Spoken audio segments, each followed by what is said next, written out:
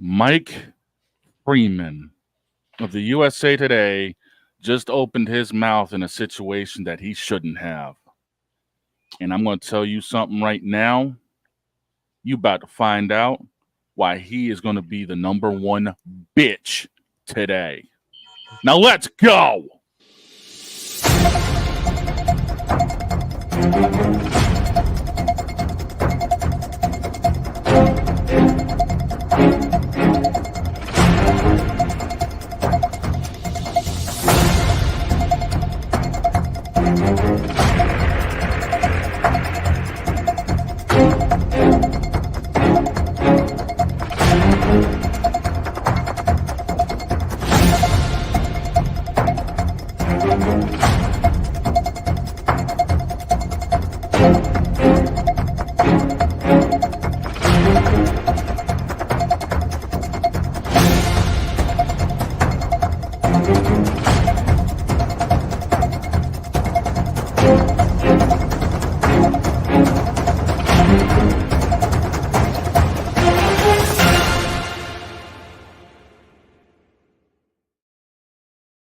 Can't do it. We'll do it live. Do it live!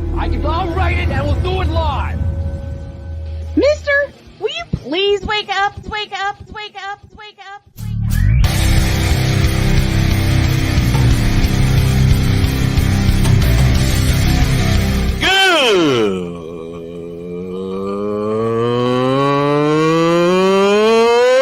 Good morning! Snowman here to all you Brock Purdy and San Francisco 49er haters. Shut up!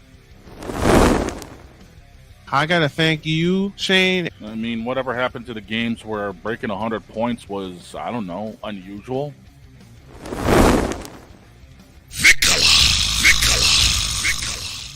There was one word to sum up the All-Star weekend. Trays.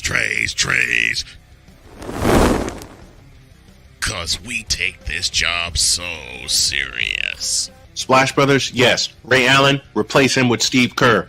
Reggie Miller, yeah.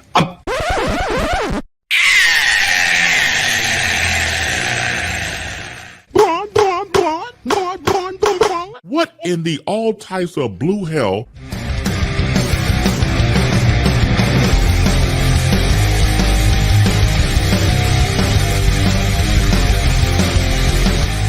Oh, yeah! Locked and loaded for a Wednesday. Good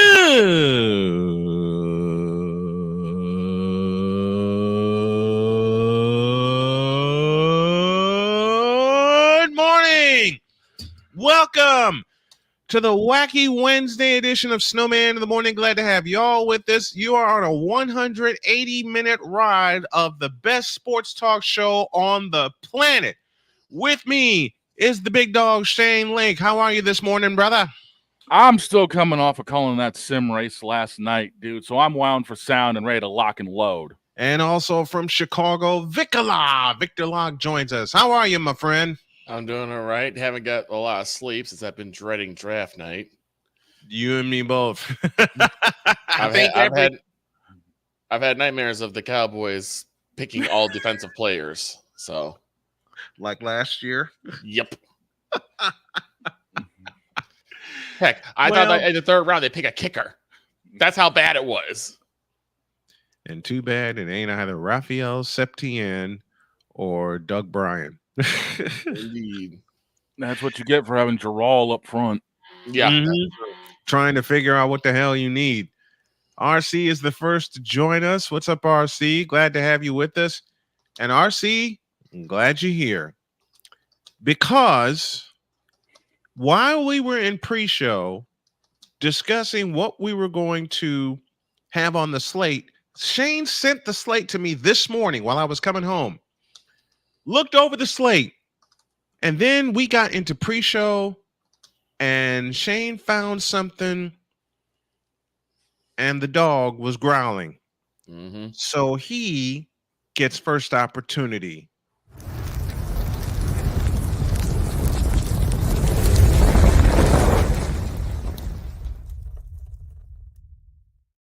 All right, dog. Take it. As I said in our open, Mike Freeman of the USA Today done opened his mouth. You're welcome. On something he knew absolutely nothing about. As we all know, Caitlin Clark has a shoe deal with Nike that went 8-year, $28 million, including her own signature shoe, according to ESPN, that is going to be signed shortly. Mm-hmm. But instead of everybody in the world giving Clark her flowers for being able to get this deal and bolster the economic revenue of the WNBA and Nike, because we know these shoes are going to sell faster than pizzas out at Papa John's with Shaq performing the deal. Oh my God, yes. Mike Freeman of the USA Today noted, quote, Clark would join only three other WNBA players currently with signature shoes: Breanna Stewart, Elena Delle Donne, and Sabrina Ionescu. We all may notice a pattern here. He's saying the only reason Caitlin Clark got a shoe deal is because she's white and not talented.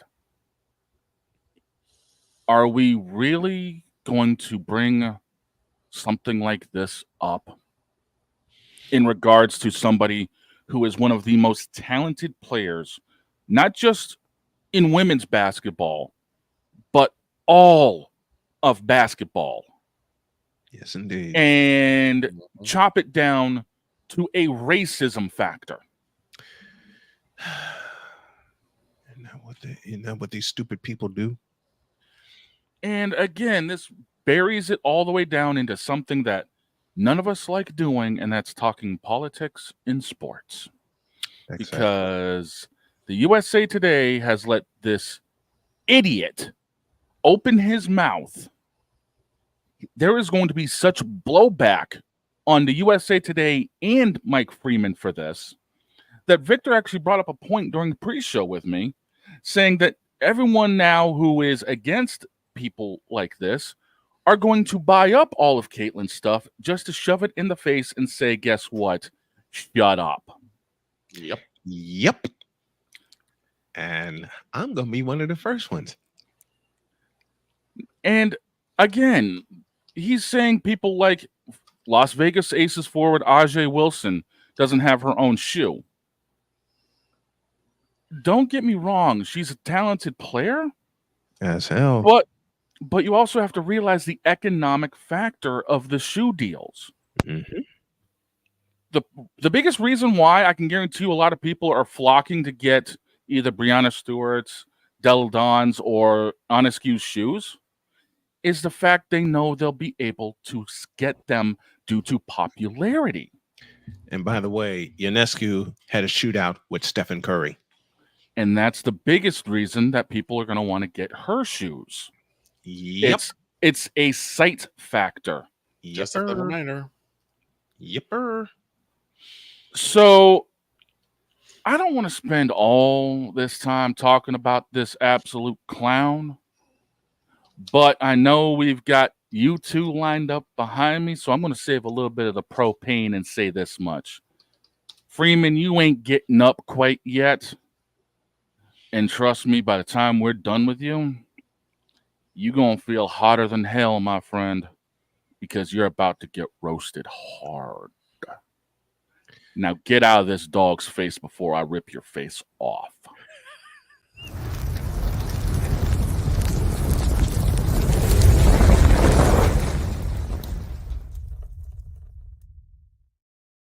Next person on the hit list? I think Victor should take the next one. Okay. Go ahead, Vic. All right. I don't know, Mr. Freeman. I don't know you. And right now, after reading which I don't really care to know you. But I will, however, remind you that you, along with a handful of others, are the reason why sports media, for the most part, excluding us, has become an all-around joke.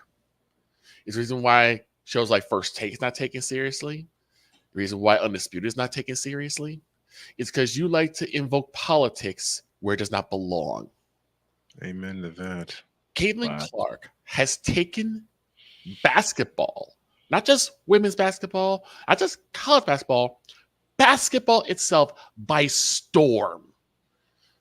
Not for anything outlandish, not for any type of controversies, just her play on the court is what's gotten her here. And she deserves a shoe deal. Do you understand how hard it is for women players to even get shoe deals? Or to get sponsor deals. And yet again, Caitlin's nailed down a handful of those. I mean, hell, most men players don't even get shoe deals. Not like this. Not like this. You got to be very special. And yes, look at what happened. Look at what Michael Jordan and his family had to endure to get a shoe deal. But the master negotiator, his mom, put it all together, and that started a little thing we like to call a trend. Yeah. Continue, Victor. And let's also take consideration. You also understand that shoe companies are going to hang on to individuals that have name brand recognition. And right now, the biggest name brand recognition is Caitlin Clark. Mm-hmm. That's nothing to take away from Miss Wilson. I'm certain that she did tremendously well. Yeah, she did. Unfortunately, a lot of people don't know who she is. It's a sad truth. Sometimes people just don't know who that person is. Exactly. There are a lot of unsung heroes in both the NBA and the WNBA who don't get shoe deals, but they get a chance to apply their craft on the court. Mm-hmm.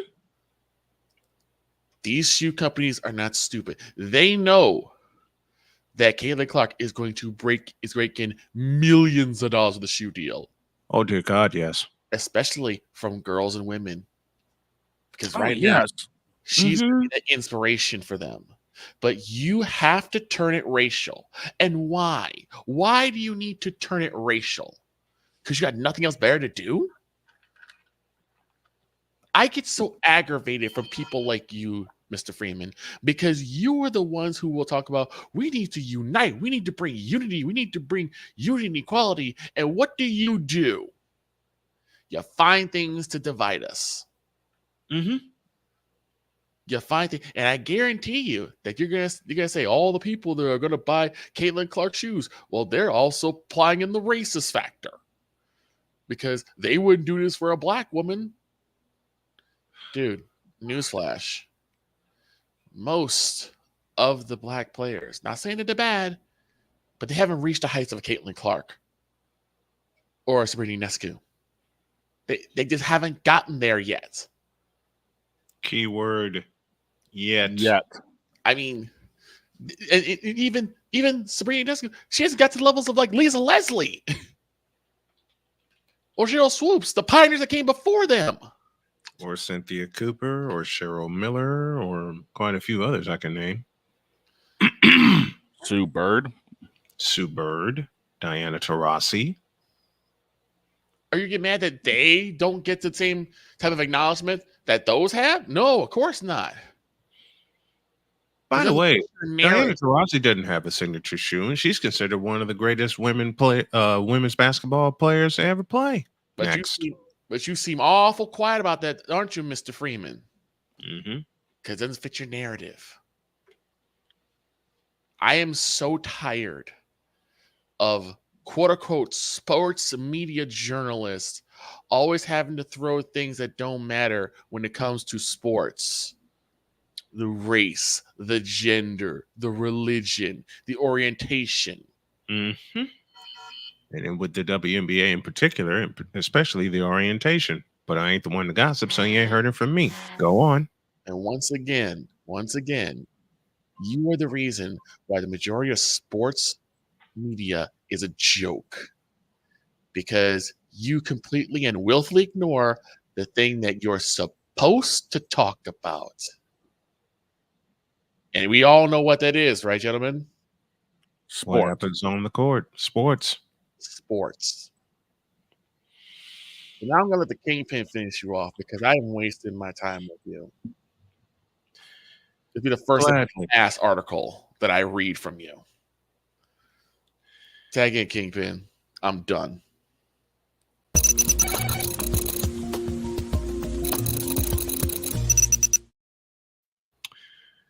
gladly tag in for this. Mike Freeman, you a bitch. Plain and simple. Why do I say this aloud? For the simplest of reasons, you wrote this article and made it a hit piece on Caitlin Clark, on Sabrina Ionescu, and on Breanna Stewart. Notice a pattern? How about this pattern, you dumbass? They earned it. But you didn't think about that, did you? How about this pattern with Caitlin Clark? She's earned it. And well. As both my partners said earlier, Caitlin Clark has taken women's basketball by storm. You understand me? By storm. And your dumbass decided to turn it into a race issue, like the dumbass you are. And you a dumbass. You're stupid, you're dumb, and you don't watch. Hell, my health is trying to fail me, and I'm fighting back, and even I can recognize where great players are. So if you want to turn it into a race issue, I got 3 names for you: Cheryl Miller, Cheryl Swoops, and Cynthia Cooper. What do they all have in common? They never got a signature shoe because at the time they were very recognizable, especially Cynthia Cooper, who was the first WNBA player with the first WNBA team to win not 1, not 2, not 3, but 4 consecutive titles. 4 of them. You know why she never got a signature shoe deal? Because at the time, the companies, give me this button. Give me this button right now.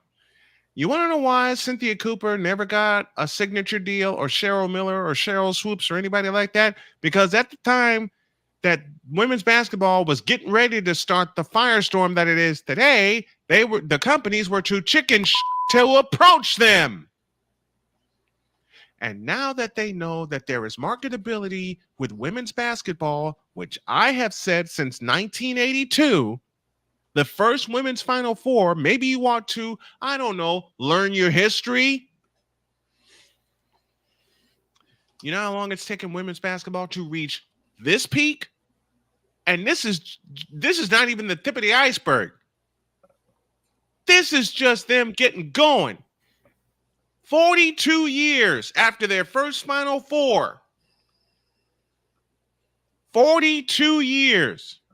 There have been women's basketball players that have taken the women's sport by storm, but only for a while. You know why that is? Because, as y'all like to exclaim with the men, once in a lifetime players. You ever thought of that? No. You ever tried to think about that? No. Have you even thought about the fact that people actually care? If it doesn't fit, everything is race, which is bullshit to me. This is grade A homogenized Holstein bullshit to me, period. Now, I'm willing to bet you, Mr. Mike Freeman, Asia Wilson will get her deal. Angel Reese will get her deal. Kelsey Plum will get her deal. And every WNBA player of note will get a shoe deal. And they will get a signature shoe. And they will also do something you don't expect them to do. Sell out. And I'm talking about every shoe off the shelves. You know what this 51-year-old guy is going to do? I'm going to make my way to Indianapolis, Indiana.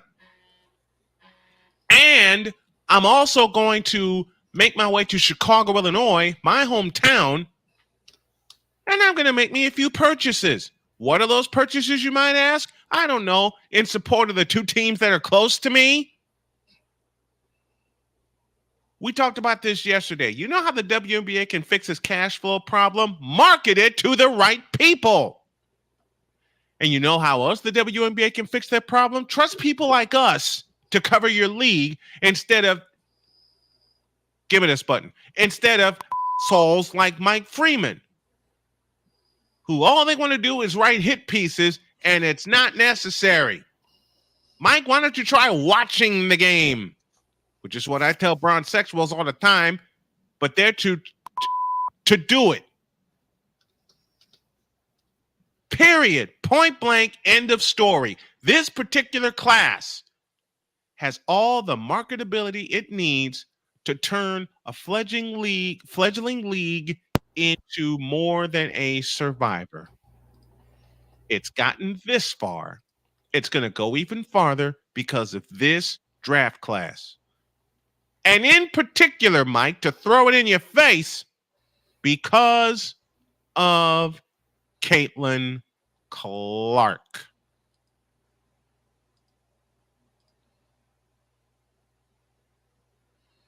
And if you actually think this won't happen, stop it. Get some help.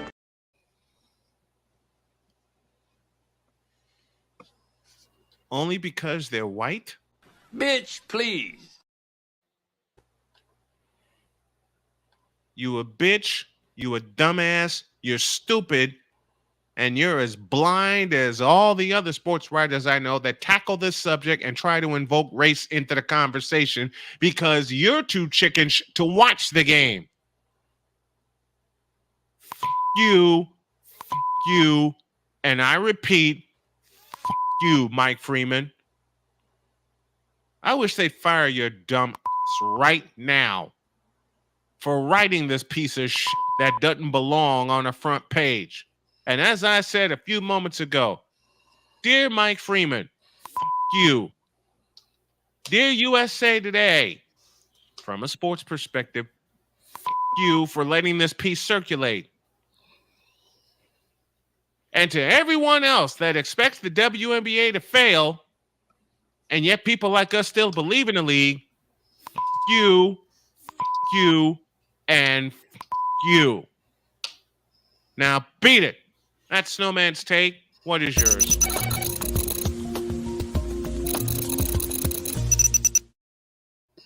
Before we go on break, I actually want to put the dagger in this headline.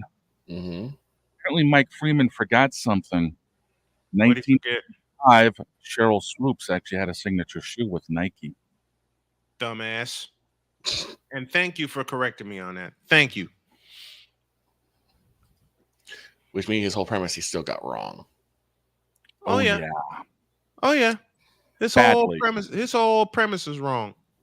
His whole premise is wrong. Now I got a backup segment about that since I'm now warmed up. Okay. Oh boy. And all I got to say is this. When y'all get back, I have a message for the WNBA haters from a fellow who has supported the WNBA since its inception in 1997. I got a present for you haters when y'all get back.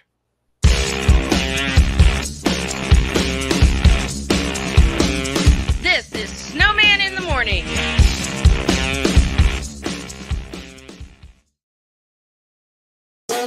The original Think Drink is back. Level up with proven ingredients formulated to crush your competition. No gimmicks, no jitters, no messing around. Just high-potency results that keep you moving day or night. There's a new nerd in town, and we came to play. Nerd Focus. Smarter than energy. SeatGeek is the ticketing app for fans like Boomstick Lady. No free throw is safe from the roar of her sticks. SeatGeek helps her find a seat in the direct eye line of the shooter so she can sit where her boomsticks make the biggest boom. Everybody okay? SeatGeek handles the tickets to sports, concerts, and more, so fans can fan. Are you waking up in the morning with a sore jaw, headaches, maybe even ringing in your ears, all because you're grinding and clenching your teeth at night? That's exactly what was going on with me. That's when I found this, the Brooks Night Guard. Now, the Brooks Night Guard redirects the bite force away from the back teeth, reducing jaw pain while still protecting the teeth. This unique design is what makes Brooks Night Guard different from all other traditional grind guards. Go to BrooksNightGuard.com and order yours today. Hey everyone, I'm joined by my old friend, Mr. Ellis Williams, AKA Mr. Biggs. You called me and you told me, you said, man, I got Car Shield and it worked. What made you get it? I have this old SUV and I know the manufacturer warranty is about to run out. I don't want to get stuck with expensive car repairs. Right. So I gave Car Shield a call. Coverage was very affordable and there was no long-term contract. A few months after that, transmission went on my car. I took it to my mechanic, they called Car Shield and saved my family and I $2,400. Car Shield is America's #1 auto protection company. Their administrators have paid out over $1 billion in claims and cover most vehicles from 5,000 to 150,000 miles. You'll receive 24/7 roadside assistance, courtesy towing, rental reimbursement at no additional charge. Give Car Shield a call today before it's too late. Remember, Car Shield cars go farther. Protect yourself now against expensive auto repair bills. Call 800-513-9263.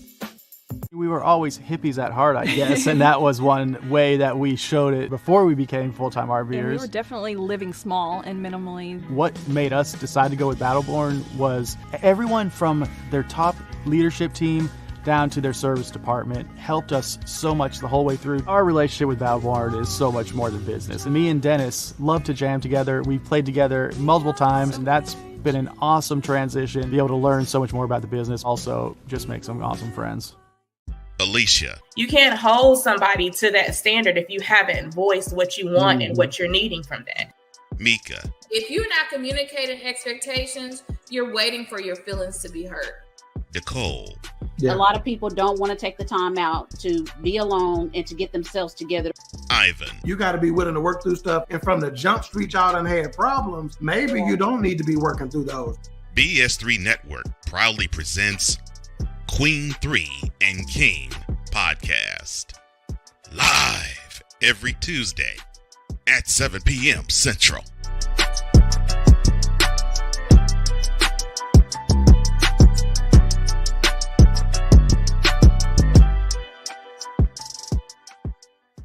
During bad weather, driving can become downright dangerous. What's your emergency, please? Trust Battle Vision Storm, the revolutionary glare reduction glasses that turn your sight bright during bad weather at night or during the day. Watch your ordinary vision become extraordinary. Battle Vision Storm uses light optimizing lenses that block blue rays so you see clearly in heavy rain at night or blinding snow during the day.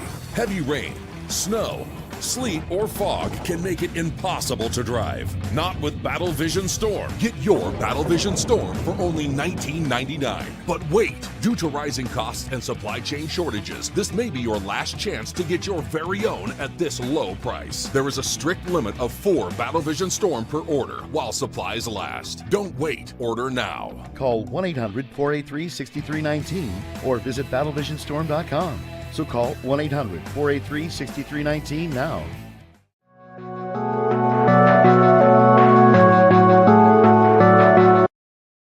I want to do a TED Talk, but I don't have anything to talk about yet. I'm getting there. Life is for the living. We're not here that long. You can learn anything you want to learn without any money spent. What do I really enjoy? What do I really want out of life?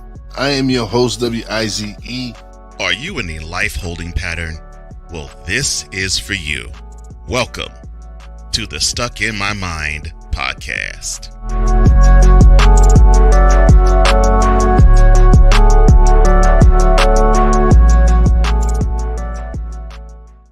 So Snowman's been asked, who's the face of the NBA? The face of the NBA has been residing in the Bay since he got here. And his name is Wardell Stephen Curry, the only unanimous MVP in NBA history. Take that. Oh, yeah! Welcome back to Snowman in the Morning.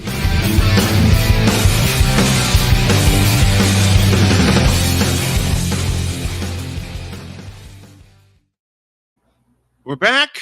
The dog is here. Vicala is here. And that article just plain pissed me off. Uh-oh. I can't say I blame you. That article just plain pissed me off.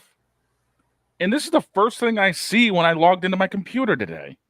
Yeah. You know what? I gotta step away for a minute I'm going to give the camera to the dog and let him explain how much fun he and I had covering Caitlin Clark on the Hawkeyes and women's basketball this year. Give me about 5 minutes. Take it away, dog.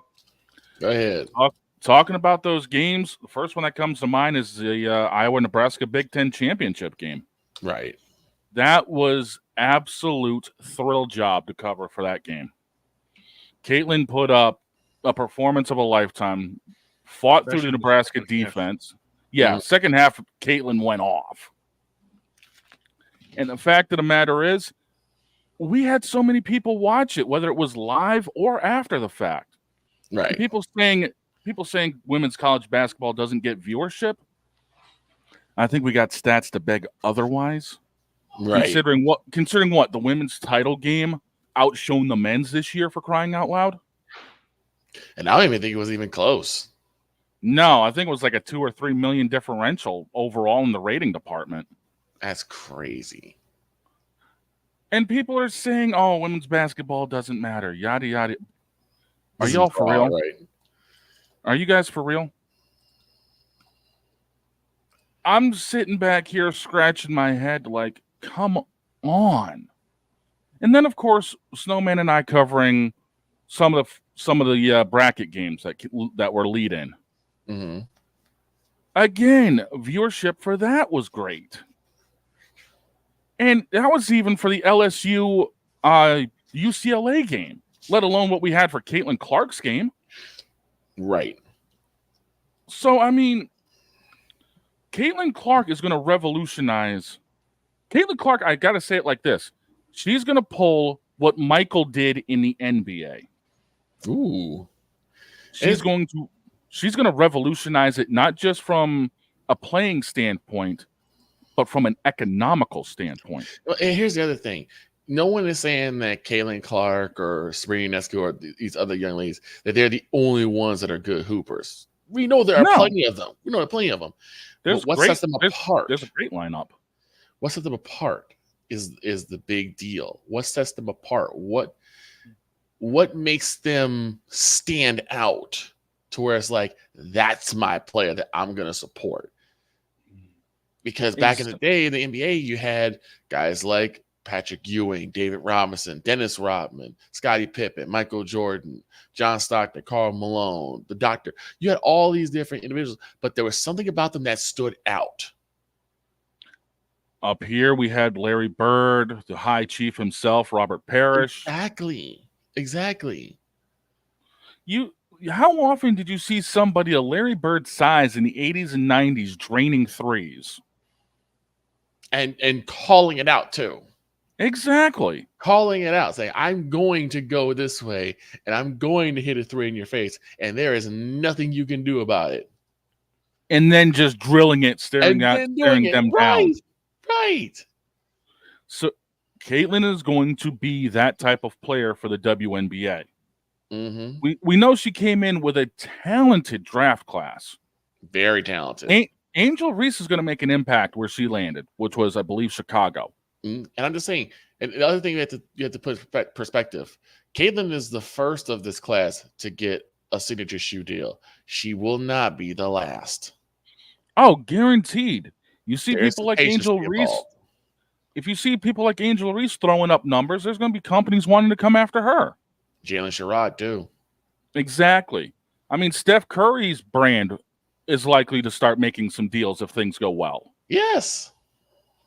So, I mean, just because Caitlin signed an 8-year, $28 million deal with Nike doesn't mean it's going to be the last deal that's put up. That's true. And I just wish people like that idiot in the USA Today would get the point. The thing is, with like a lot of those high level, or should I say mainstream sports medias, is that they have to get shock value. They need some sort of shock value. Well, they're going about it the wrong way because they're shocking people into getting pissed off.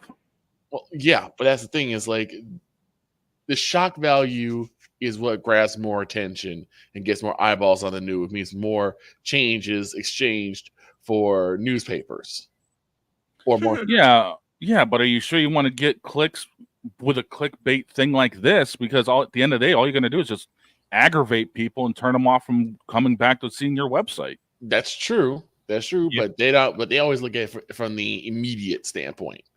Screw immediate. It's better to be long lasting. I agree. And I totally want agree. that. And I want that more than y'all ever know for the WNBA, man. I want that. With this current class, I think it's going to happen. Oh, it's easily going to happen. I would say we will see probably about 7 to 8 shoe deals, signature shoe deals with this class. Oh yeah, I call more than that. This year alone, this season coming up, I say about 10 of them will happen, and then the year after, and then next year, even more. Yeah, because next year's class is going to be stout as well. Yep, it's going to be even deeper than this one. Yep. Next year's class is going to be even deeper than this one. Mark my words. It's going to be even deeper than this one. And what makes it scary, you have a young lady named Juju Watkins out of Southern California. She's going to be big. Oh, she's going to be dynamite. Yes, indeed. Oh, and to Gilbert Arenas, give me oh no! Oh, what the hell did Agent Zero do now? To Gilbert Arenas, shut the up. Oh God, what did he do? Now what? He said that Juju Watkins would eat Caitlin Clark up if she was able to be drafted. Gilbert Arenas, shut the up. Because since you retired, you don't know a damn thing about WNBA players. So as I said before, shut the up. Gilbert Arenas trying to pull his best Kendrick Perkins. Man, don't get me started with Kendrick Perkins, dear Lord. Don't get me started on him, and he's a former Celtic. Show alert. Victory Monday returns to no credentials required at 8:30 Eastern as we take on the New York Jets offseason and go over the draft with Espresso McCoffee. And the super villain. Yep, the super villain himself. That's no credentials required. 8:30 p.m. Eastern tonight, presented by Invader Coffee. Now, back to business. As I said, Mike Freeman and Gilbert Arenas, shut the up. And I love Juju Watkins. I do. She's going to headline the next big class that's going to come in. Yep. She's going to headline the next big class that's going to come in. But you know who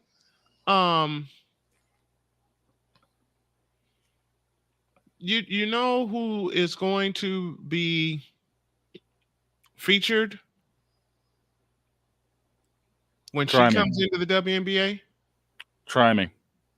Paige Beckers. Oh, yeah.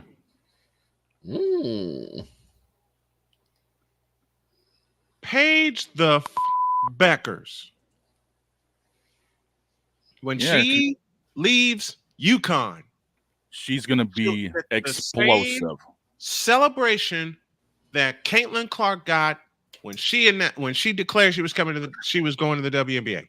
She'll get the same celebration and the same treatment. Oh yeah. Juju Watkins, same thing.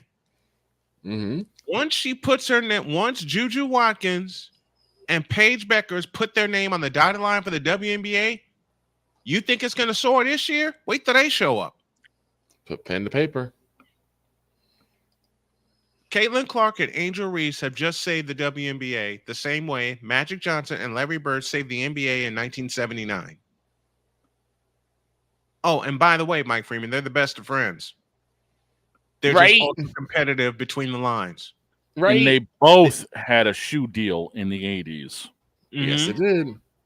Oh, and they both and Angel Reese and Caitlin Clark both said so. They both said, look, we're ultra competitive on the floor, but off the floor, we're this close. Right. How can you not be that close? You know who else said that aloud? Magic Johnson and Larry Bird themselves. Yep. Well, the whole thing, there's a certain level of brotherhood and sisterhood when you guys are when you guys are like top tier athletes in a sport. where you hang. I mean, I'm pretty sure Troy Aikman and Joe Montana were friends. Oh my God. You know what I'm saying? Troy Aikman and Steve Young were brothers. Yes. Our brothers. Okay? Yes. You know what? I'll throw you a curveball for people who wouldn't be expecting it back in the 90s. Dale Earnhardt and Jeff Gordon. Yep. Yes. Yep. Just because you're competitive does not mean that you guys are like enemies. Exactly. You But guys just that's what everybody wants to paint nowadays. It's Mhm. like what we talked about last segment, bringing politics into sports, and politics just plain don't belong. Yeah, it really It's not doesn't. just that, but it's also the fan bases. Yep. They want to be against certain people no matter what the situation is, even if they are friends. Yep. And that means going throat to throat with them. I.e. the group we'll be talking about later on today. Dear God. Yep. Dear Lord. I can't wait for Paige Beckers to come into the WNBA. The competition that she's going to have with Caitlin Clark, Angel Reese, Nika Mule, her teammate, later Juju Watkins. Oh my God, you want to talk about back-to-back classes that are going to save the WNBA and bring in a ton of money? Bingo. Next 3 or 4 after this one will be decisive. RC, you're crazy about women's hoops. My son gonna even say, don't nobody watch that lady basketball crap. Want to bet, shorty? I've been watching it for 40 plus years. I've been covering it for 21 years. You want to see the YouTube numbers we put up? You want to see the numbers we're going to put up? Because I'm going to make this announcement right here. Beginning May 3rd, with the WNBA preseason, there will be WNBA coverage live on Snowman Multimedia, video and audio, which means I'm going to do a simulcast the old-fashioned way, the Jim Durham, Johnny Kerr way, the Johnny Most way, the Chick Hearn way. I'll provide the voice. If Dog gets a chance to hang with me, he'll hang with me. If Victor gets a chance to hang with me, he'll hang with me. We'll provide the voices on video and audio. It's going to be old school simulcast, baby. As long as I'm not calling a race the day before or the day after, I'm game. Look, if you're calling, look, you got your gig, okay? That's your bread and butter. That's first, okay? Yeah. I'm turning this, and it's not even a matter of if anymore, because I have a pending ambassador deal coming at the end of the month. I can't announce it yet because pen hasn't been put to paper, but it will happen. Okay? I may have a shoe. I will just say I may have a shoe deal of my own. That's all I can say at the present time. Right. Because I'm waiting to put pen to paper and for product to arrive. Right. Okay. I know how that goes. Yeah. I don't want to say anything because the last 3 times I was supposed to have an ambassador deal, all 3 fell through, and it pissed me off. I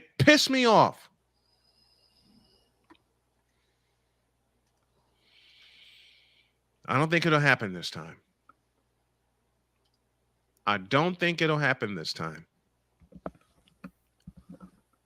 But man, this WNBA class and the next 2 or 3 after that is going to bring in millions of dollars. I said it, millions.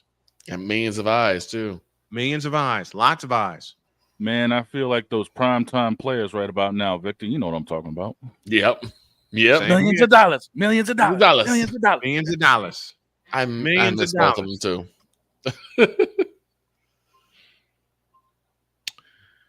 You know, people just need to, when it comes to women's basketball, and I've said this since 1982, shut up and watch. Please. Just shut up and watch. See what happens. Shut up and watch, then make your judgment. But you can't make your judgment without watching. Idiots. That's true. True. Idiots. That's all I got to say.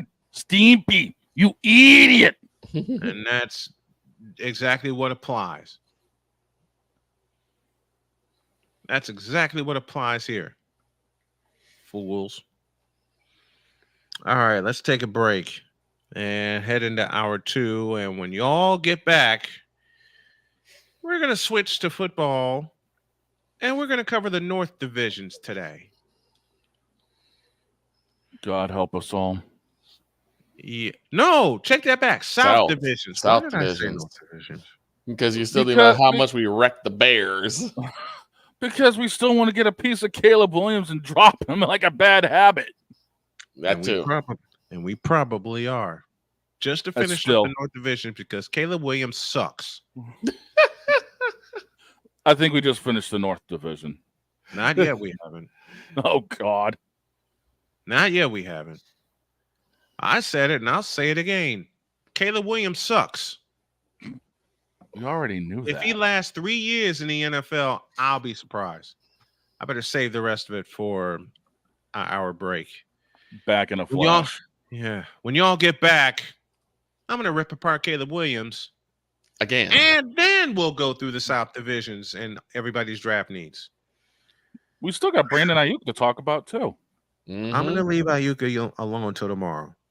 Oh. I'm going to leave Aiyuk alone until tomorrow because I just feel this is the same way, the same rumors that happened with Deebo Samuel 3 years ago. And basically nothing came to fruition. Mm-hmm. Because the 49ers got their asking price, and the Steelers are going to back off. Wouldn't surprise me. Look, San Francisco's going to find the money for Brandon Aiyuk, and they're going to get even more money for Brock Purdy. The core is staying together. You know where this all started? 4 years ago with George the Animal Kittle. Yes, I rest my case. We're back after this. Trisha's having a sleepover tonight. Can I go? I wonder about Lucy's friends. What should I say? I know you're only 10, but one of these days a friend will offer you a drink. And alcohol at your age can lead to so many things. None of them good. So can I go to the sleepover? Lucy, I want you to promise me I something. finished my homework. Bigger promise. If there's any drinking, I want you to say, "No thanks, not my thing." Mom. I promise you, your real friends won't care. Deal? Sure. Really? I promise, Mom. They really do hear you. Did you pack your toothbrush? For tips on how to start the talk, visit underagedrinking.samhsa.gov. A public service message from the Substance Abuse and Mental Health Services Administration.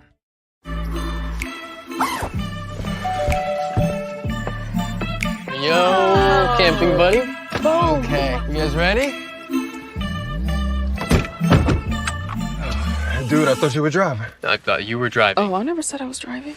I definitely can't drive.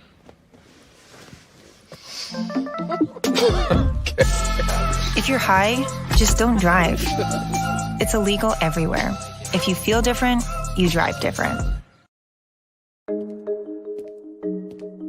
When it comes to vaping, the truth can get clouded. So let's make it clear. Vaping is not safe for kids, teens, or young adults. It's just not. Because vaping can put microscopic particles into your lungs. And dangerous things like metals and volatile organic compounds into your body. And nicotine, the same highly addictive substance found in regular cigarettes. Nicotine can harm a person's brain development through their mid-20s. Affecting learning, memory, attention, and impulse control, and priming the brain for other addictions. Vaping products also come in kid-friendly flavors that can make them appealing to youth. And many kids also use other drugs, like marijuana, in vaping devices. With appealing flavors, high nicotine levels, and lots of promotion on social media, many kids think vaping is harmless, but it's not. So talk to your kids about the risks of vaping, because when you talk, they hear you.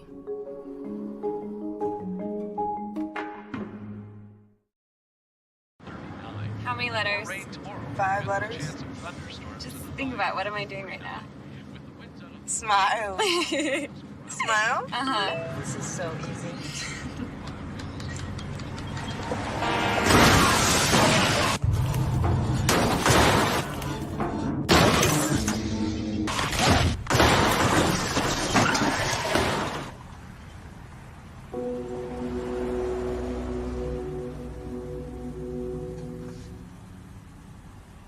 One of the great things about ordering meals from Mother of Macros is that you can do it from the comfort of your own home. Click the national or local delivery link to access the menu, and we'll ship the meals right to your door.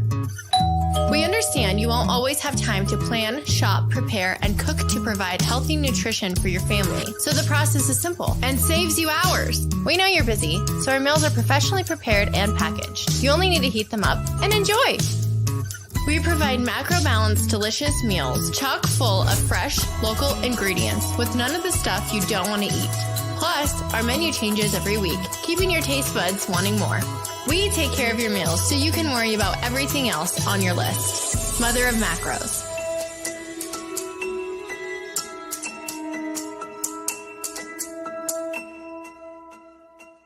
I don't want to grow up. I'm basically a man-child. 2005 Burning Man. I put a single Mitsubishi 170-watt panel on the roof of my F-250, and I killed the batteries within like 15 minutes of the first time turning them on. So that's when I first got into solar. I was blown away by the customer service at Battleborn. We want them to be happy with our product because in the long run, they're the ones who are out there using it. When you used to buy something American, like a car, something you knew was built really well, that's what I think of with Battleborn. Race car drivers change lanes very fast, but with no outside mirrors. How come they don't crash? Introducing Angel View, the new wide-angle mirror that reduces blind spots. Angel View simply snaps over your car's rear view mirror, giving you a 160-degree view behind you. Just look at the difference. Look, ordinary rear view mirrors are small and flat, but Angel View has a huge mirror with curved glass. This convex shape allows you to see both blind spots with one glance. And with our Pro Edition special coating, it's anti-glare at night. Get your Angel View now for just $19.99. But wait, Angel View may be discontinued. Due to rising costs, Angel View is stopping manufacturing effective immediately. Once the current inventory is gone, it's gone forever. Order now. Call 1-800-495-0761. That's 1-800-495-0761. Or visit getangelview.com. Order now. Hey, where are you going? You see that? That is going to be later. And brother, I got a lot to say about this, including you have no right, LBJ, to wear the number 23. You didn't have it before, and you sure as hell don't have it now. Hour 2 after these.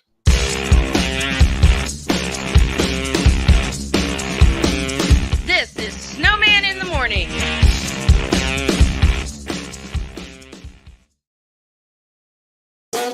The original Think Drink is back. Level up with proven ingredients formulated to crush your competition. No gimmicks, no jitters, no messing around. Just high-potency results that keep you moving day or night. There's a new nerd in town, and we came to play. Nerd Focus. Smarter than energy. SeatGeek is the ticketing app for fans like Boomstick Lady. No free throw is safe from the roar of her sticks. SeatGeek helps her find a seat in the direct eye line of the shooter so she can sit where her boomsticks make the biggest boom. Everybody okay? SeatGeek handles the tickets to sports, concerts, and more, so fans can fan. Are you waking up in the morning with a sore jaw, headaches, maybe even ringing in your ears, all because you're grinding and clenching your teeth at night? That's exactly what was going on with me. That's when I found this, the Brux Night Guard. Now, the Brux Night Guard redirects the bite force away from the back teeth, reducing jaw pain while still protecting the teeth. This unique design is what makes Brux Night Guard different from all other traditional grind guards. Go to BruxNightGuard.com and order yours today. Hey everyone, I'm joined by my old friend, Mr. Ellis Williams, aka Mr. Biggs. You called me and you told me, you said, man, I got Car Shield and it worked. What made you get it? I have this old SUV and I know the manufacturer warranty is about to run out. I didn't want to get stuck with expensive car repairs. Right. So I gave Car Shield a call. Coverage was very affordable and there was no long-term contract. A few months after that, transmission went on my car. I took it to my mechanic, they called Car Shield and saved my family on $2,400. Car Shield is America's #1 auto protection company. Their administrators have paid out over $1 billion in claims and cover most vehicles from 5,000 to 150,000 miles. You'll receive 24/7 roadside assistance, courtesy towing, rental reimbursement at no additional charge. Give Car Shield a call today before it's too late. Remember, Car Shield cars go farther. Protect yourself now against expensive auto repair bills. Call 800-513-9263. We were always hippies at heart, I guess, and that was one way that we showed it before we became full-time RVers. Yeah, we were definitely living small and minimally. What made us decide to go with Battleborn was everyone from their top leadership team down to their service department helped us so much the whole way through. Our relationship with Battleborn is so much more than business. And me and Dennis love to jam together. We've played together multiple times, and that's been an awesome transition. Be able to learn so much more about the business. Also, just make some awesome friends. Alicia. You can't hold somebody to that standard if you haven't voiced what you want and what you're needing from that. Mika. If you're not communicating expectations, you're waiting for your feelings to be hurt. Nicole. Yeah. A lot of people don't want to take the time out to be alone and to get themselves together. Ivan. You got to be willing to work through stuff. And from the jump street y'all done had problems, maybe you don't need to be working through those. BS3 Network proudly presents Queen 3 and King podcast. Live every Tuesday at 7 p.m. Central.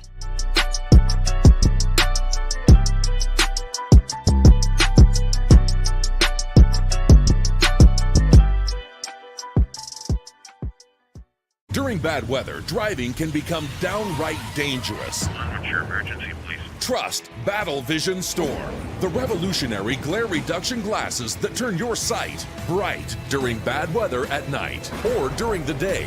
Watch your ordinary vision become extraordinary. Battle Vision Storm uses light optimizing lenses that block blue rays so you see clearly in heavy rain at night or blinding snow during the day. Heavy rain, snow, sleet, or fog can make it impossible to drive. Not with Battle Vision Storm. Get your Battle Vision Storm for only $19.99. But wait, due to rising costs and supply chain shortages, this may be your last chance to get your very own at this low price. There is a strict limit of 4 Battle Vision Storm per order while supplies last. Don't wait, order now. Call 1-800-483-6319 or visit battlevisionstorm.com. So call 1-800-483-6319 now.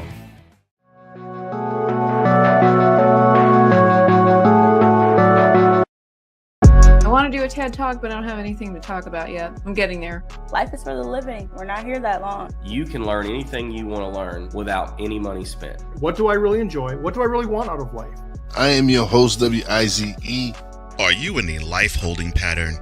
Well, this is for you. Welcome to the Stuck in My Mind podcast.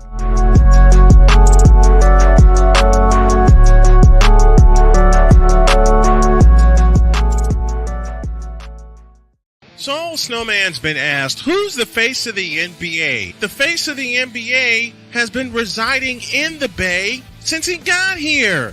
And his name is Wardell Stephen Curry, the only unanimous MVP in NBA history. Take that. Oh, yeah! Welcome back to Snowman in the Morning.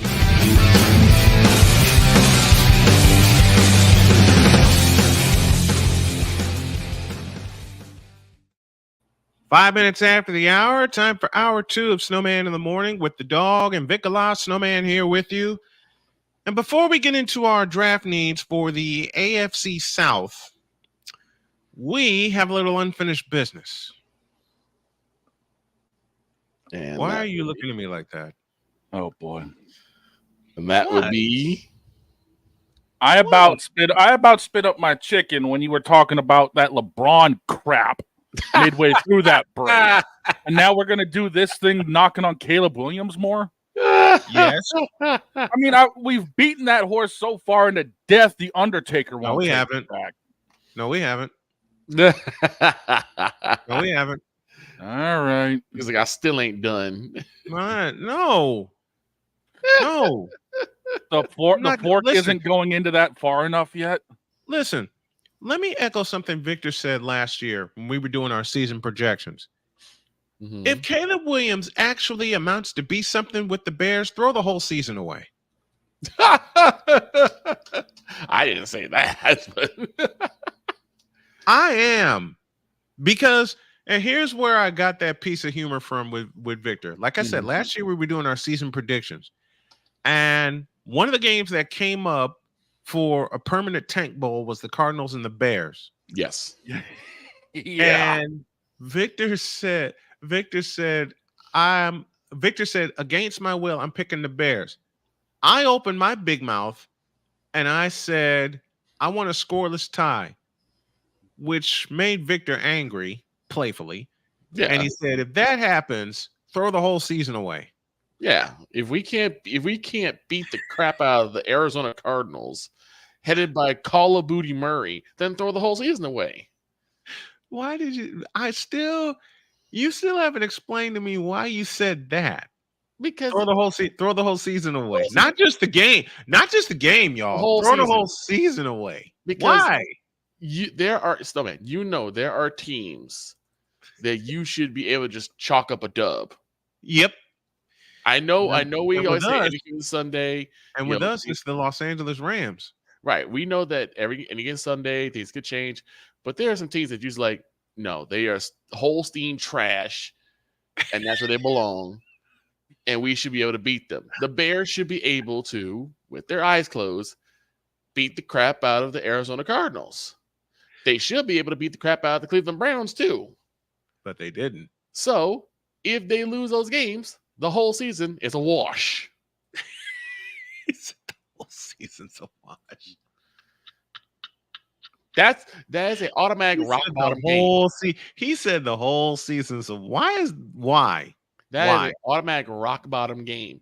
If you can't beat one of the worst teams in their division, you don't deserve to be even trying anymore, because there's no way you're getting anywhere near to the playoffs. Then explain the Dallas Cowboys. The Dallas Cowboys, the Arizona Cardinals. Here's exactly my point.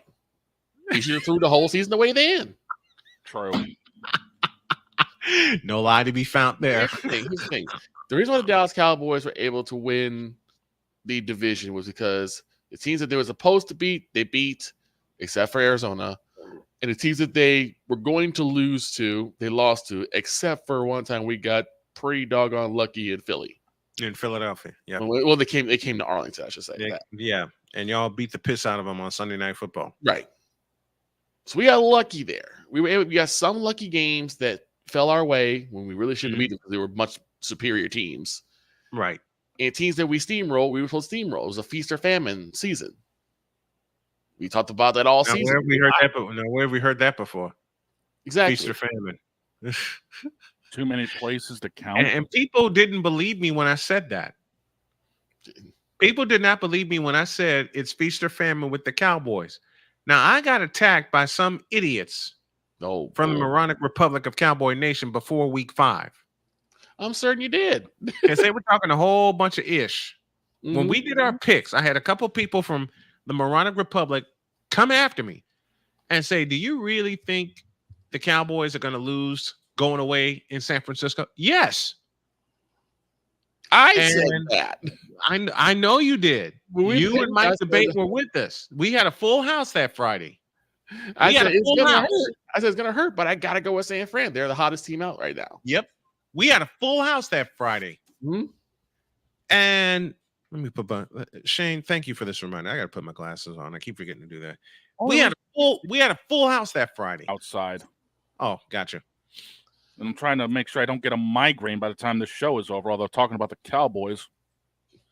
That's almost bound to happen. Or that idiot that opened the show. Yeah. Facts. But, we all picked San Francisco in unison. Moronic Republic comes after me and saying, how can you do that? Do what? Say that the Cowboys are going to get their ass kicked. Like this. The Cowboys are going to get their ass kicked. Yeah. Well, you don't know what's going to happen. I know exactly what's going to happen. Y'all are going to score 20 points. Yeah. Then Sunday night happened. And I got a rush of messages. And all of them said the same thing. How did you know? I'm like, have you seen them? It just wants to like. This is what I said before. Like if we lose, but it's a close game, right? Then I'm okay because it's like I know we're not going to win, but at least if it's a close game, it's like okay, maybe 1 or 2 mistakes we actually may have them. Right. At least we know we're on par. But that massacre in Santa Clara, that massacre was we brutal. We should have threw the season away then. No lie. But I knew that there were enough. But I knew there were enough trash teams that we would at least got a playoff spot. Because we basically destroyed the Giants. Sorry, Wise. Twice. We got lucky with one against Philly, and that was in Arlington. And we beat up on Washington. Sorry, Sensei. Didn't y'all sweep the Redskins? I believe we did. Didn't y'all sweep the Redskins? I thought you did. Yeah. I thought you swept the Redskins. So this is, but we knew what was going to happen. Yeah. Heck, even if we were some way to get to the NFC Championship, we still would have got destroyed. Because again, it would either came between us and Detroit or us and San Fran again. And neither one of those games I was very confident in. Yes, they swept the Redskins. It was 45-10 week 12 and 38-10 week 18.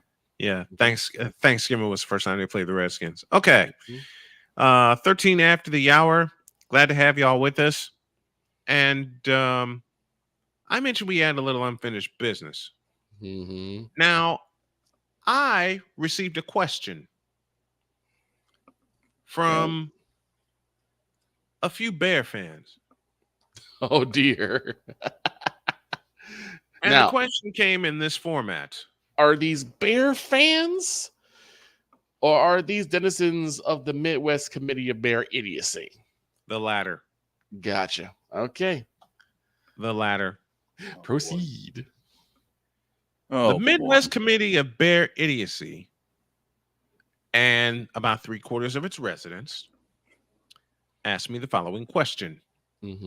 Quote, how can you be so certain that Caleb Williams is going to suck in the NFL? Close quote. Look at his line.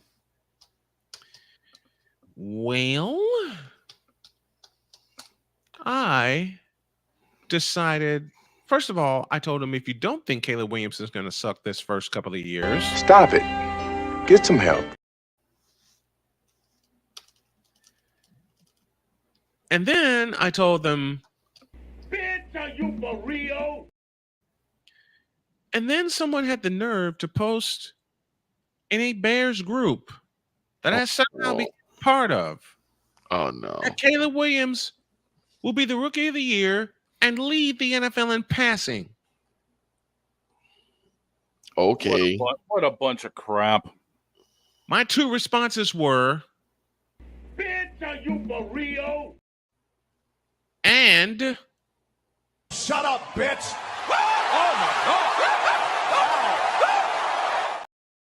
I am so glad I sent that over. I'm glad you did too. Now then,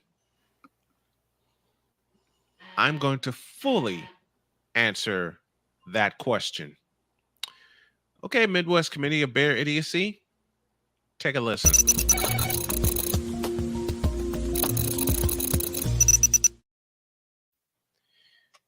Here is why I say here's why I say that Caleb Williams is going to suck in the NFL. First of all, He has no line in front of him. And the Bears actually let go of Justin Fields for this? The hell were they thinking? I have an answer for that, but I won't answer it here.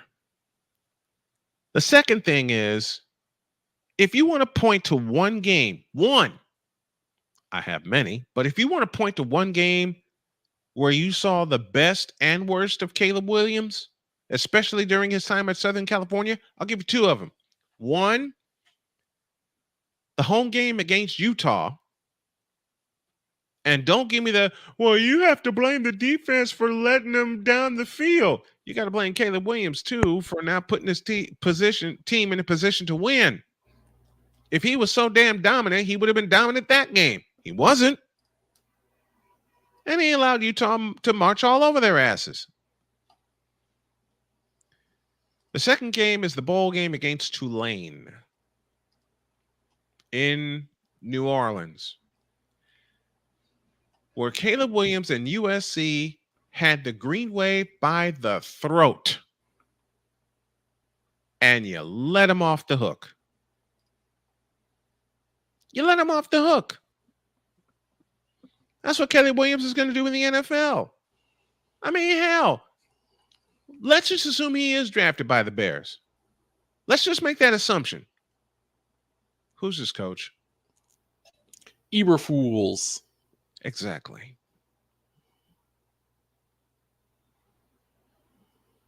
I'll repeat my question for those of us in the back at the old Soldier Field. Let's just assume that Caleb Williams is indeed drafted first overall by the Chicago Bears. Who's his coach? Eberfools. Yeah. Does that tell you everything you need to know? Right there.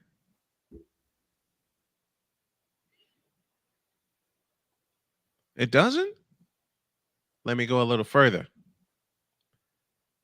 Who the hell is his offensive coordinator?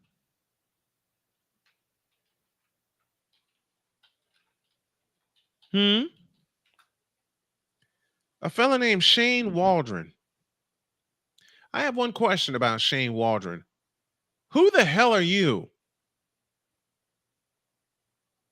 Apparently, he was the offensive coordinator with the Seattle Seahawks.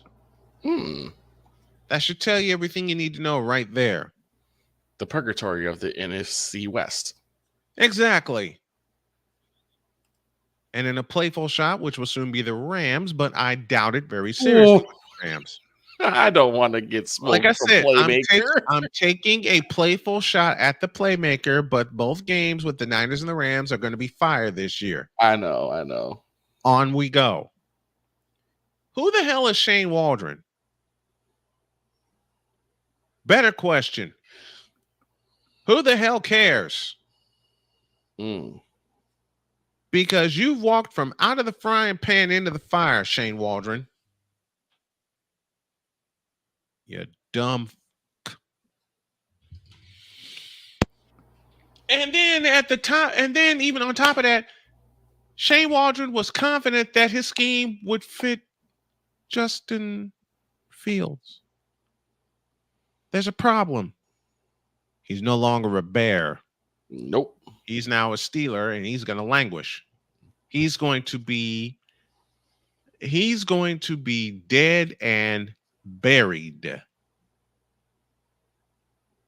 Let me say that again for those of y'all in the cheap seats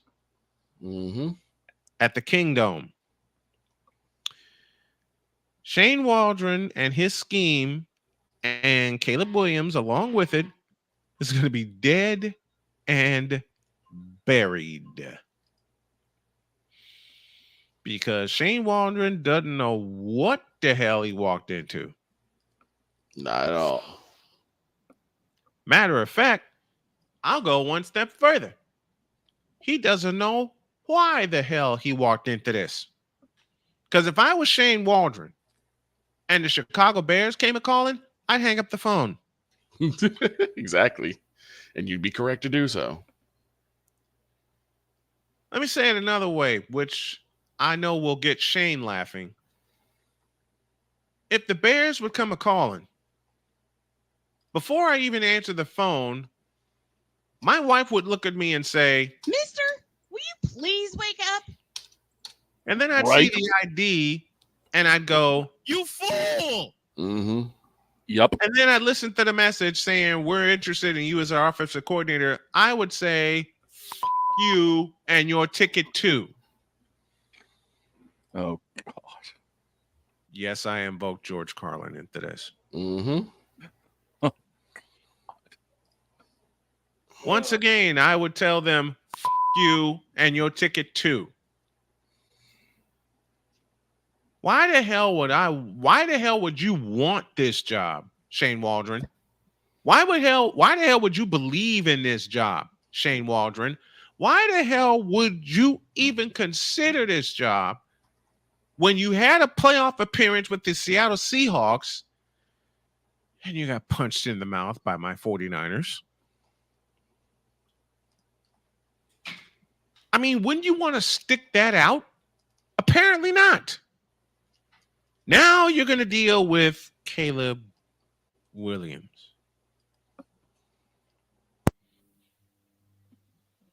Now you're going to deal with a diva that can't throw. Ooh.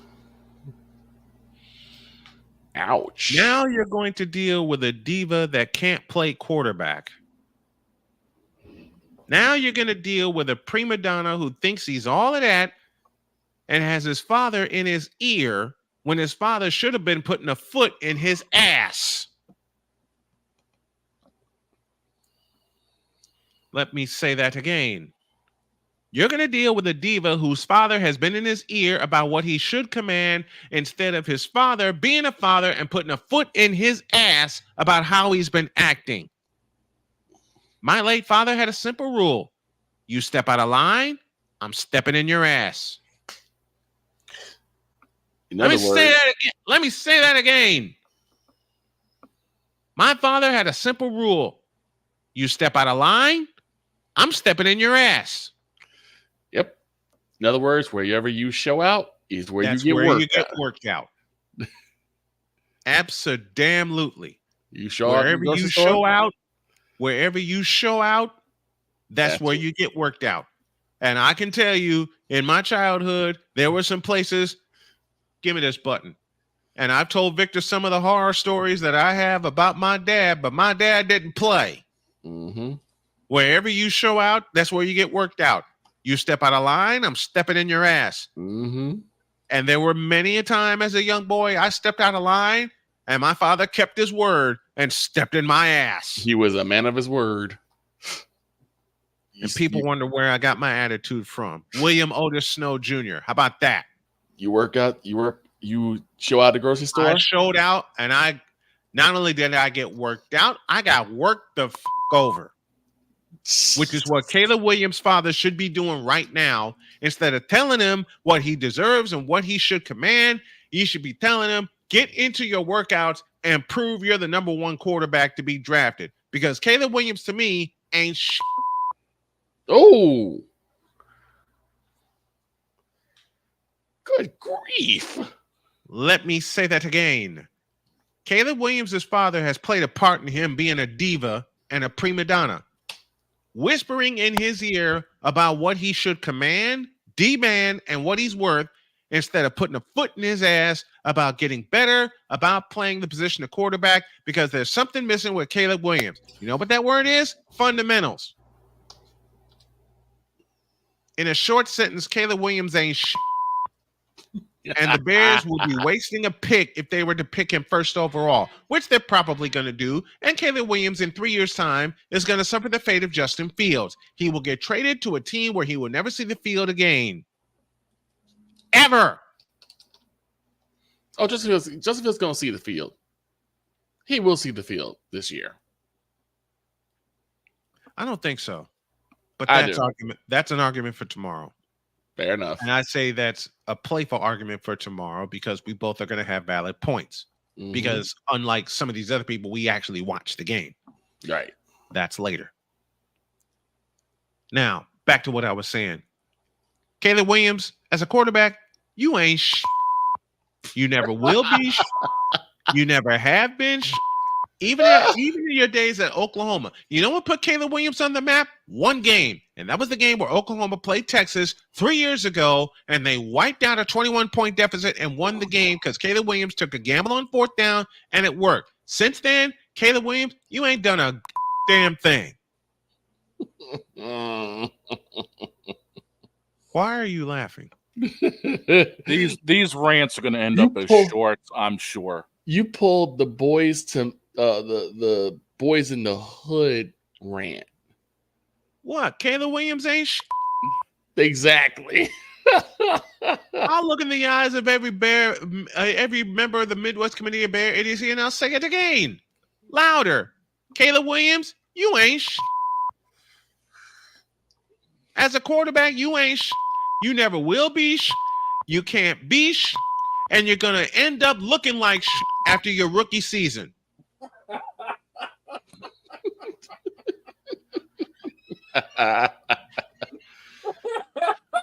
Time out. Lord Jesus. Oh my God, today. That's how bad my rant got. The breeze blew the door open. To all of our radio affiliates, we're sorry you're not getting this episode. I thought your rant got so bad. When we return to our normal time Monday, I will calm it down. But for this week, I will stick with what I'm saying right here. And it goes like this. Caleb Williams, as a quarterback, you ain't Just like LeBron James as a basketball player, you ain't Yeah, I'm off cue. You ain't Damn it. Doggone computer. Even the computer's sick of the rant. Even the computer is rebelling against me. Yep. Which, by the way, that RAM stick should be arriving shortly. I have it. Nice. The computer is a closet Caleb Williams fan. The computer is telling me to quit, and I can't quit. The computer is a closet Caleb Williams fan. You know what, Caleb? Give me this button right here. You know what, Caleb? No, give me this button right here. Here's what I think of Caleb Williams. Trays.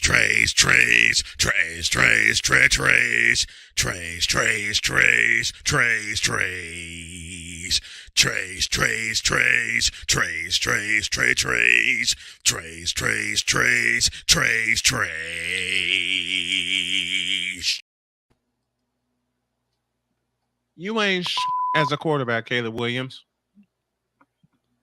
You suck. You blow. You can't throw. You barely got feet to move. And in my eyes, because I've been spoiled by greatness for some 40 years, you ain't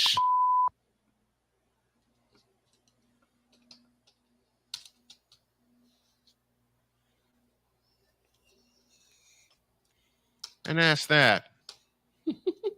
That's Snowman's take. What's yours?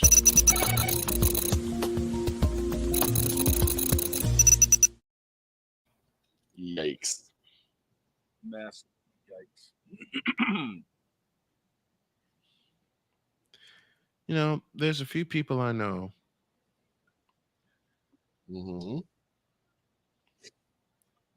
After that rant, Rotler. Let's see. Where is it? They're doing this.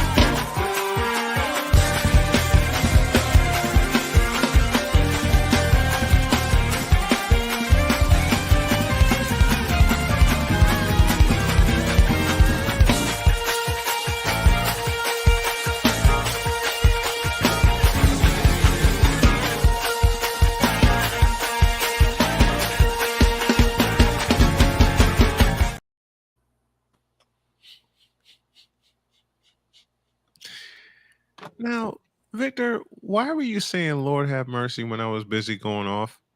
Lord have mercy. Like I said, you pulled the Boys in the Hood rant from Doughboy's mom about Doughboy. You ain't bleep. You ain't gonna beat. You never was. You ain't gonna mount up. I'm like, man, he hasn't even stepped on a field yet. Exactamundo. I've seen know- enough. I've seen enough of him to know he ain't. I've seen enough of him to know that he ain't. We don't know what he's going to do. We said the same Will you thing quit about being diplomatic. No, we said the same thing about CJ Stroud, and look what happened. Listen, CJ Stroud's different. Okay, but we didn't CJ know Stroud that. Listen, CJ Stroud made a liar out of me. I happily admit that, and I'm glad he made a liar out of me. Caleb Williams ain't gonna make a liar out of me. And what if he does? That's what you gonna be if he does. Mm-hmm. The reason why I don't think Caleb's gonna be doing anything is because of the line that he has. Because the Bears have not put a decent line together in the first place. Yeah, exactly. The Bears' offensive line has been nothing but clapping seals. Thank you for running with that. They've been nothing but clapping seals. Thank you for running with that, Victor. See, this is why I love having y'all, because y'all will see a joke that I'm making and run with it. All right, let's take a break. When y'all get back, I promise we'll look at the AFC North draft projections, which means time to my see the wife South is listening. Oh no! Dr. Why? K? Because one of the teams in this here household is represented. Mm-hmm. Back after this.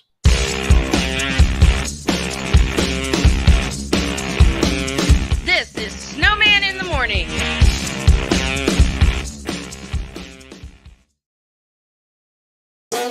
The original Think Drink is back. Level up with proven ingredients formulated to crush your competition. No gimmicks, no jitters, no messing around. Just high potency results that keep you moving day or night. There's a new nerd in town, and we came to play. Nerd Focus, smarter than energy. SeatGeek is the ticketing app for fans like Boomstick Lady. No free throw is safe from the roar of her sticks. SeatGeek helps her find a seat in the direct eye line of the shooter so she can sit where her boomsticks make the biggest boom. Everybody okay? SeatGeek handles the tickets to sports, concerts, and more, so fans can fan. Are you waking up in the morning with a sore jaw, headaches, maybe even ringing in your ears, all because you're grinding and clenching your teeth at night? That's exactly what was going on with me. That's when I found this, the Brooks Night Guard. Now, the Brooks Night Guard redirects the bite force away from the back teeth, reducing jaw pain while still protecting the teeth. This unique design is what makes Brooks Night Guard different from all other traditional grind guards. Go to brooksnightguard.com and order yours today. Hey everyone, I'm joined by my old friend, Mr. Ellis Williams, AKA Mr. Biggs. You called me and you told me, you said, man, I got CarShield and it worked. What made you get it? I have this old SUV and I know the manufacturer warranty is about to run out. I don't want to get stuck with expensive car repairs. Right. So I gave CarShield a call. Coverage was very affordable and there was no long-term contract. A few months after that, transmission went on my car. I took it to my mechanic, they called CarShield and saved my family on $2,400. CarShield is America's #1 auto protection company. Their administrators have paid out over $1 billion in claims and cover most vehicles from 5,000 to 150,000 miles. You'll receive 24/7 roadside assistance, courtesy towing, rental reimbursement at no additional charge. Give CarShield a call today before it's too late. Remember, CarShield cars go farther. Protect yourself now against expensive auto repair bills. Call 800-513-9263. We were always hippies at heart, I guess, and that was one way that we showed it before we became full-time RVers. And we were definitely living small and minimally. What made us decide to go with Battleborn was everyone from their top leadership team down to their service department helped us so much the whole way through. Our relationship with Battleborn is so much more than business. And me and Dennis love to jam together. We've played together multiple times, and that's been an awesome transition. Be able to learn so much more about the business. Also, just make some awesome friends. Alicia. You can't hold somebody to that standard if you haven't voiced what you want and what you're needing from that. Mika. If you're not communicating expectations, you're waiting for your feelings to be hurt. Nicole. A lot of people don't want to take the time out to be alone and to get themselves together. Ivan. You got to be willing to work through stuff. And from the jump street y'all done had problems, maybe you don't need to be working through those. BS3 Network proudly presents Queen 3 and King podcast. Live every Tuesday at 7 p.m. Central.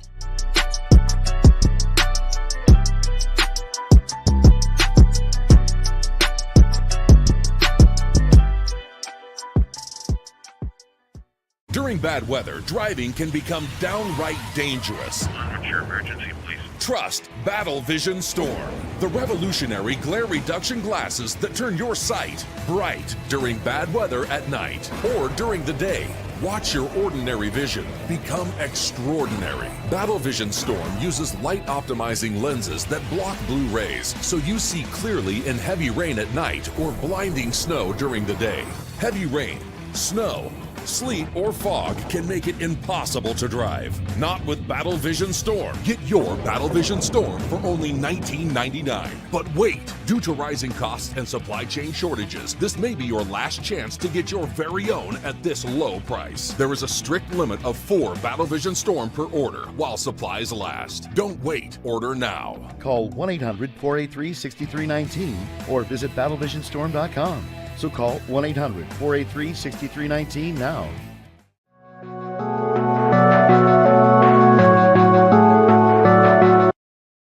I want to do a TED Talk, but I don't have anything to talk about yet. I'm getting there. Life is for the living. We're not here that long. You can learn anything you want to learn without any money spent. What do I really enjoy? What do I really want out of life? I am your host, WIZE. Are you in a life holding pattern? Well, this is for you.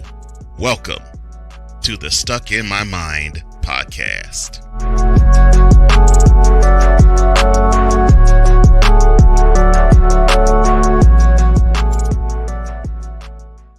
So Snowman's been asked, who's the face of the NBA? The face of the NBA has been residing in the Bay since he got here.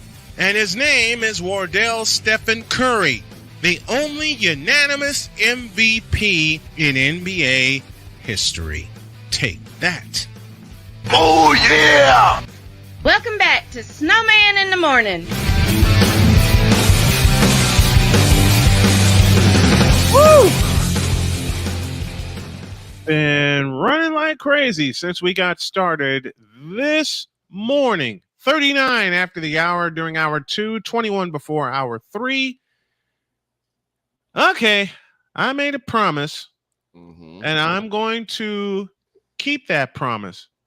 But Caleb Williams, you a bitch. Party shot.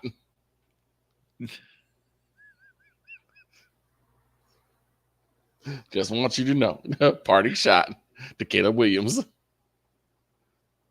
Caleb Williams, you ain't as a quarterback.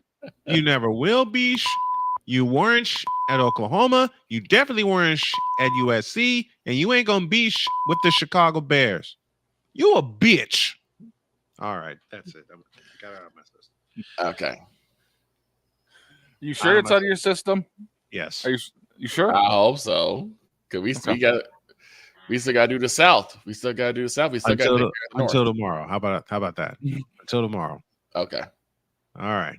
Oh, for God's Time now for our AFC South draft needs and predictions. And let's start at the top of the mountain with the defending division champion Houston Texans. Where do they go from here after blowing out Cleveland? And they got Stephon Diggs too. I was going to say they needed a receiver, but then Stephon Diggs took care of that. Yeah, exactly. I was gonna say they needed a wide receiver, but then the trade for Stephon Diggs happened. Now they could. And now all hell is going to break loose. Now they can do with another one. Yeah, just in case of an injury, because remember they lost Tank Dell. Mm-hmm. They could do with another one.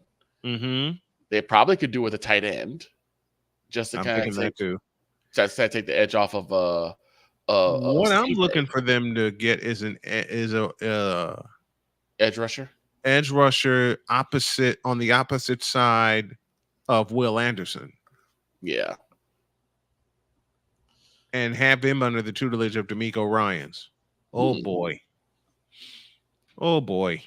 That'd be well, the interesting thing is Houston's not picking for a very long time in this draft. They don't need to.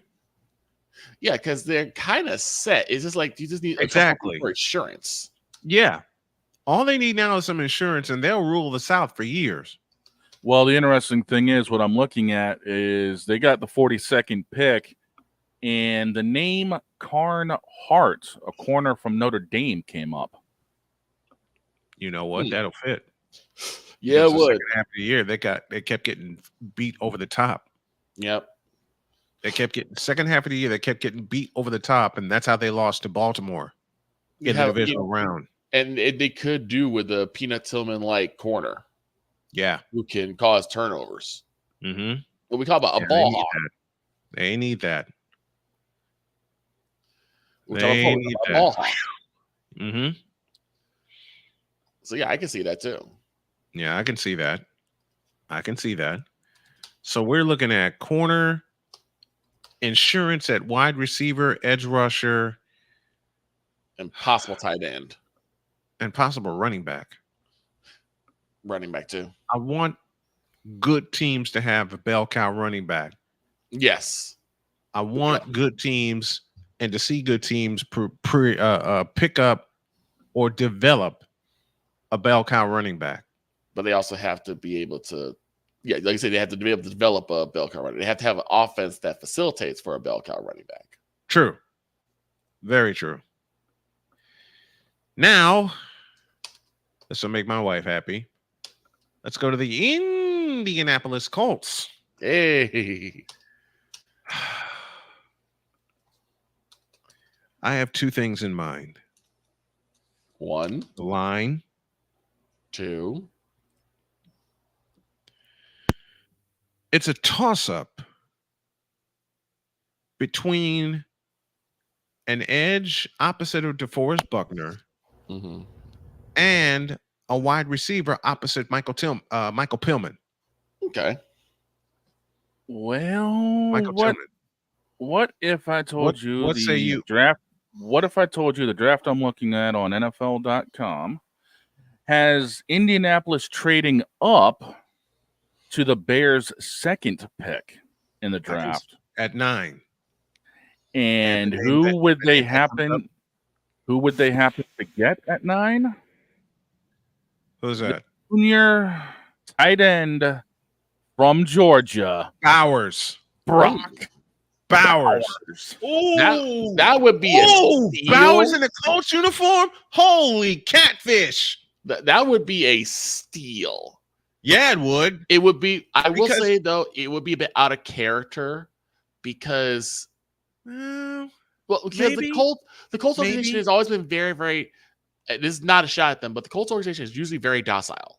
They're usually not very aggressive. But if they pull this off, they will have effectively won the draft. Yeah, but they have to. But Bowers, I don't want to say Bowers has to develop into an NFL tight end because, for many reasons, he already is. But damn, trading up to get Brock Bowers. Although their normal pick at 15, there's been talks of Byron Murphy II. Okay. Inskoeston. If that first option happens, Snowman's not going to be able to hear for a week because the supersonic scream that comes from Dr. K. You know what? I'll be ready for it. I know you will. I'll be ready for it. Because she is, I can't believe I'm going to say this aloud, but I'm going to say it aloud. She's looking forward to this draft. She is. She's looking forward to this. I don't disagree. After the unbridled, unleashed rant, we were having a conversation. Joni and I were having a conversation one night, and the name Aaron Rodgers popped up. Yeah. Boy. Oh, Lord. When I say she let loose. I remember this. Jody let loose. She went off. She went completely off by saying, quote, Aaron Rodgers already has all the money he needs. F you. Now, remember, that's my wife saying that. I know. Aloud. Wow. We're not surprised. You know what the best part is? What? She's not wrong. Besides me laughing hysterically. There's no lie be The found. fact she's not wrong. Exactamundo. She ain't wrong. No lie be found. No lie to be found. I mean, she delivered a Tiger uppercut out of nowhere and had me cracking up. and then she backed it up with, quote, who wants to pay all this exorbitant amount of money from people who work hard for their money just to see you lose? Again, fair assessment. Fair. I cannot find any lies with that. Neither can I. Nope. None. I cannot find any lies with that. There aren't any. None. No. Oh, boy. I'm going to love seeing if they trade up to 9 and they get Brock Bowers. Ooh. Ooh. You want to talk about a tight end that's an athlete. They would have again efficiently won the draft.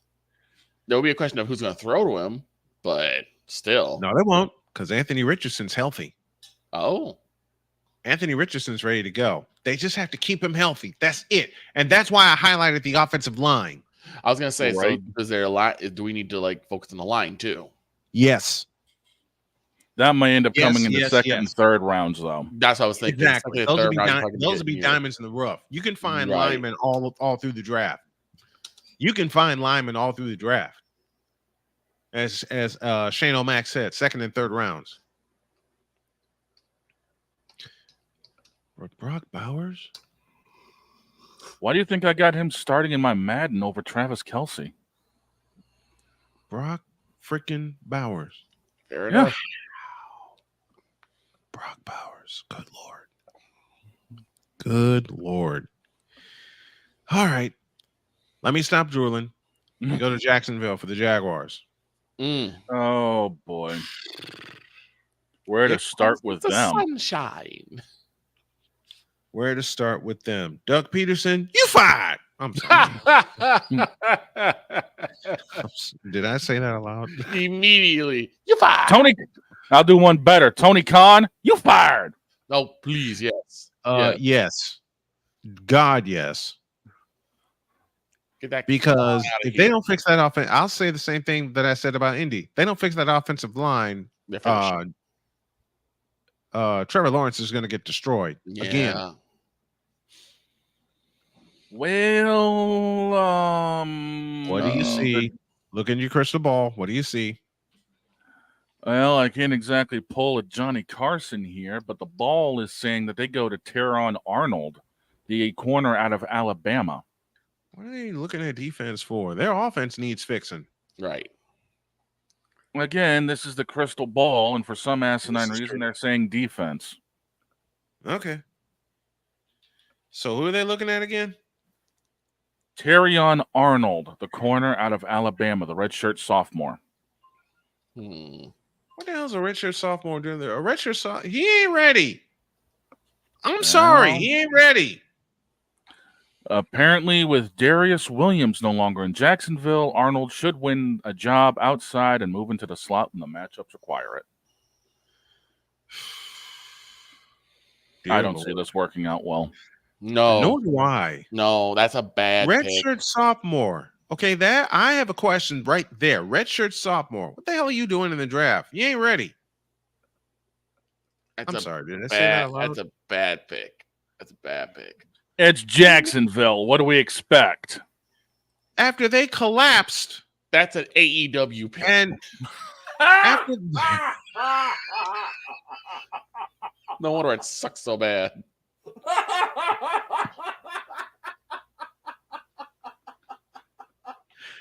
That would describe Caleb Williams too. But anyway. Yeah, it kind of does. No, that's putting Caleb Williams over in ROH. Ooh. Ooh. Pow. Rude. That deserves this. I'm the juggernaut, bitch! And this. Tiger uppercut! I'm just saying. You're not lying, though. No, you're not wrong. You're not wrong. You're not wrong. I'm sorry, but when I see, I'm sorry, but this is like GTA. When I see RPGs going flying, I got to get mine out too. Yeah, fair enough. I think he's trying to match the rant that I had earlier. If I was going to do that, trust me, Snowman, I would need the button over here for it. Yeah. That's fair. You have seen my rant. Yes, I have. Unfiltered. I would need the button here. I think one day we're all going to need the button. I think so. I've already needed the button a couple times. Yesterday. Yesterday and today. Yes. Yesterday, today, when tomorrow. I went off tomorrow. When I went off that Antonio Brown. Oh God, Antonio Clown. Dear Jesus, help us. I almost needed it for Jonte Porter. No, I used it for Jonte Porter. I actually used it for Jonte Porter. I think Victor and I about needed it because you did the rest of the damage for us. What? You did the rest of the damage for us. Yeah. Well, did I lie anywhere? No. Did I present false information anywhere? No, but I'm just saying, you did the rest of it for us. I rest my case. And he deserved it. Fool. Yeah, he still does deserve it. There's no deserved, it's deserving. Mm-hmm. Yep. And we got one. So we all know. Okay, and we got one team left that collapsed out of the division lead 2 years ago and fell flat on its ass last year, and that's these guys, the Tennessee Titans. Where do we start with them? They got gutted. Running back. Season. They need to run. They need a quarterback and a running back.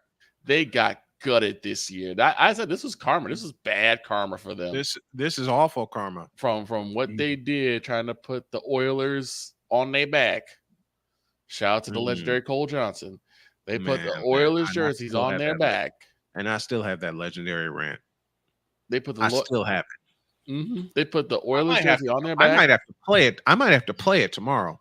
Mm-hmm. I might have to play it tomorrow. And look what's happened. Well, allow me to shake the crystal ball and find out the answer for everybody. See what you find. See what you find. I'm thinking they go offense, especially now that they don't have Derek Henry. Well, you're not wrong with it being offense, but it's the front seven that I'm looking at. Offensive line. Joe Alt. You know what? I think they're gonna pick Joe Alt and start doing things the right way, building from the line out, as we said many a time. I think it'd be a good fit. The guy's gonna lock down that spot for the next few years because, as we know, Tennessee tried filling Taylor Lewin's left tackle spot multiple players last season, and it sucked. It failed. Which caused Will Levis to be injured for the remainder of the season. And the good news is, with as beefy as Alt is, what he's able to do and what he did do in Notre Dame. Yeah. Me and Deb Whitkus talked about that, and I got to have you guys on when I get Deb Whitkus back on. Mm-hmm. Alt's what? 6'8", 370? Joe Alt is 6'9", 321. That's a wall. 6'9". That's a wall. That's a freaking wall. Yes, indeed. Yep. That's a good start for them too.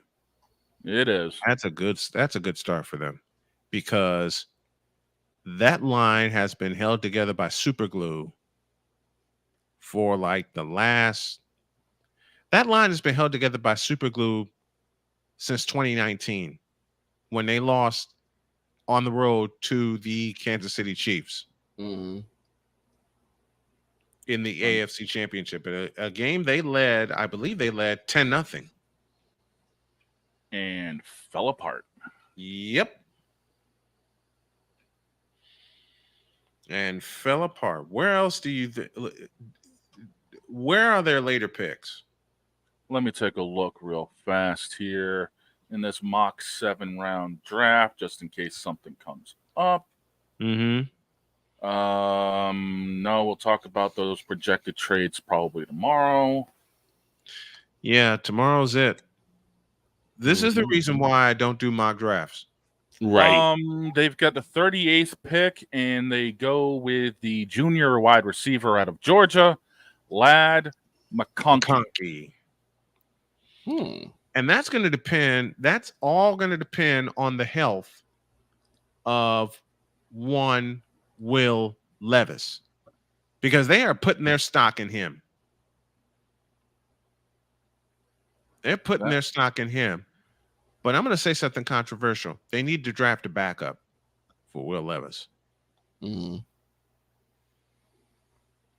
Well, I'm taking a look through. They don't look like they've got anything in the 3rd round for Tennessee, which is not surprising, which means if we go into the 4th round, Tennessee in the 4th round gets pick 106. And it looks like they're going to the edge with a senior out of Washington, Braylon Trice. Really? Yep. Interesting. Very interesting. I have to see how all that plays out. I have to look at the AFC South draft needs and projections, and our draft needs and projections, as well as this segment, is brought to you in part by BetUS.com. BetUS.com, where the game begins. All right, we'll take a break. As we are approaching the top of hour number 3, we'll look at the NFC South projections, and boy, we're going to have fun with that.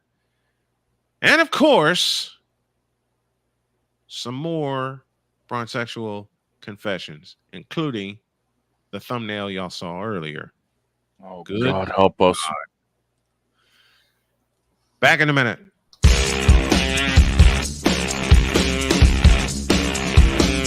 This is Snowman in the Morning.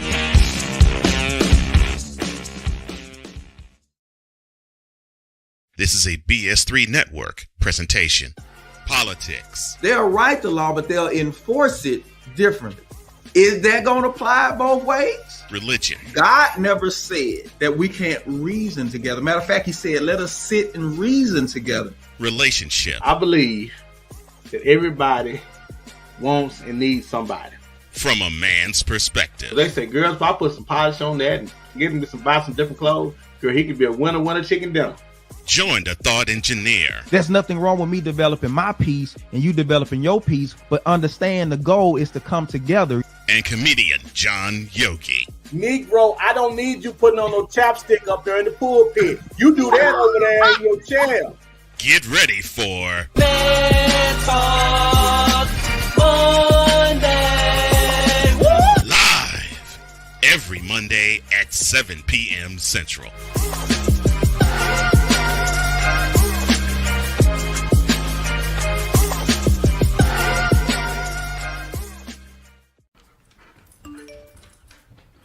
Trisha's having a sleepover tonight. Can I go?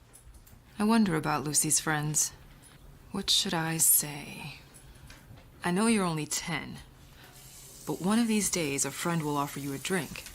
And alcohol at your age can lead to so many things. None of them good. So can I go to the sleepover? Lucy, I want you to promise me I something. finished my homework.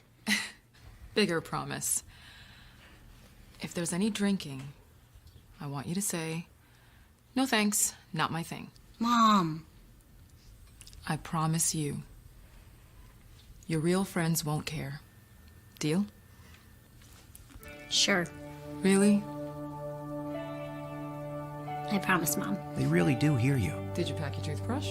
For tips on how to start the talk, visit underagedrinking.samhsa.gov. A public service message from the Substance Abuse and Mental Health Services Administration. Yo,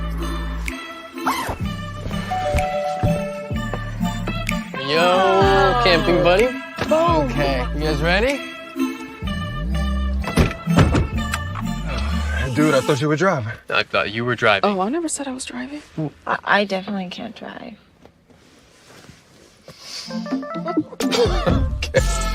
If you're high, just don't drive. It's illegal everywhere. If you feel different, you drive different. When it comes to vaping, the truth can get clouded.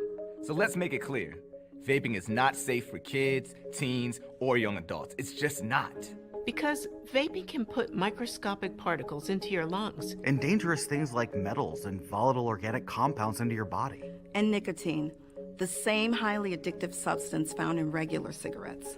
Nicotine can harm a person's brain development through their mid-20s, affecting learning, memory, attention, and impulse control, and priming the brain for other addictions. Vaping products also come in kid-friendly flavors that can make them appealing to youth. And many kids also use other drugs, like marijuana, in vaping devices. With appealing flavors, high nicotine levels, and lots of promotion on social media, many kids think vaping is harmless, but it's not. So talk to your kids about the risks of vaping, because when you talk, they hear you.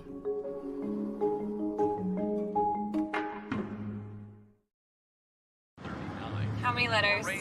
5 letters. Just think about, what am I doing right now? Smile. Smile? Uh-huh. This is so easy.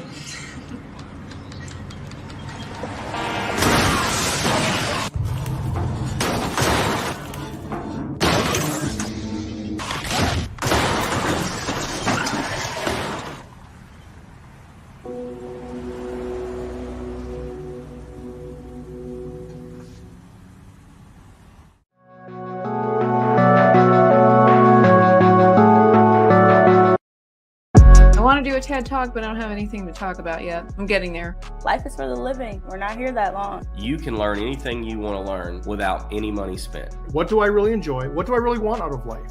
I am your host, WIZE. Are you in a life holding pattern? Well, this is for you. Welcome to the Stuck in My Mind podcast.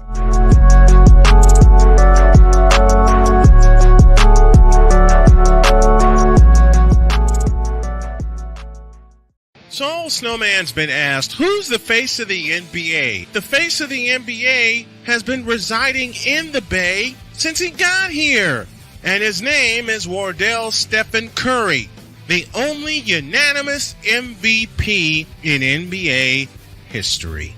Take that. Oh, yeah! Welcome back to Snowman in the Morning. Oh, yeah! Hour number 3. And we've settled into a rhythm. So we're going to keep it at 3 hours. Beginning Monday, we will go back to our normal time of 8 a.m. We went late this week because of the NFL draft. And speaking of which, let's get back to work. Because we got this. The NFC South draft needs and projections. Jesus. They all need Jesus.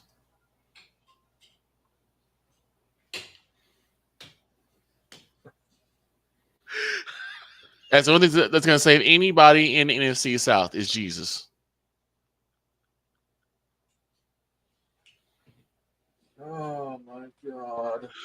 What I say? What I say? Shut up.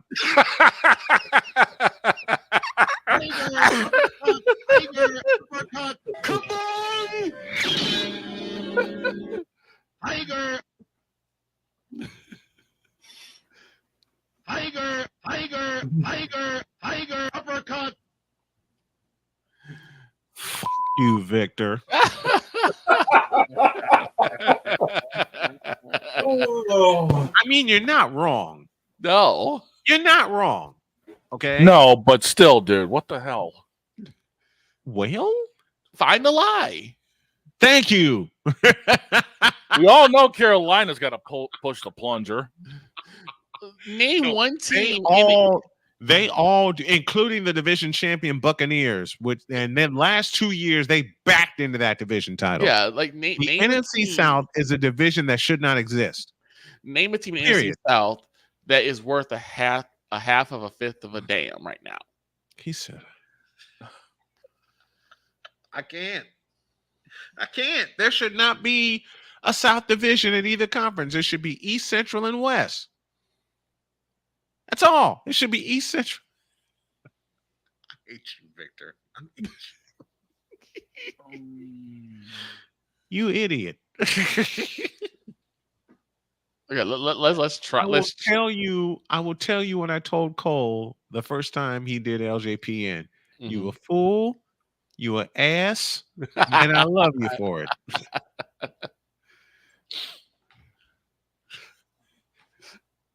You soul.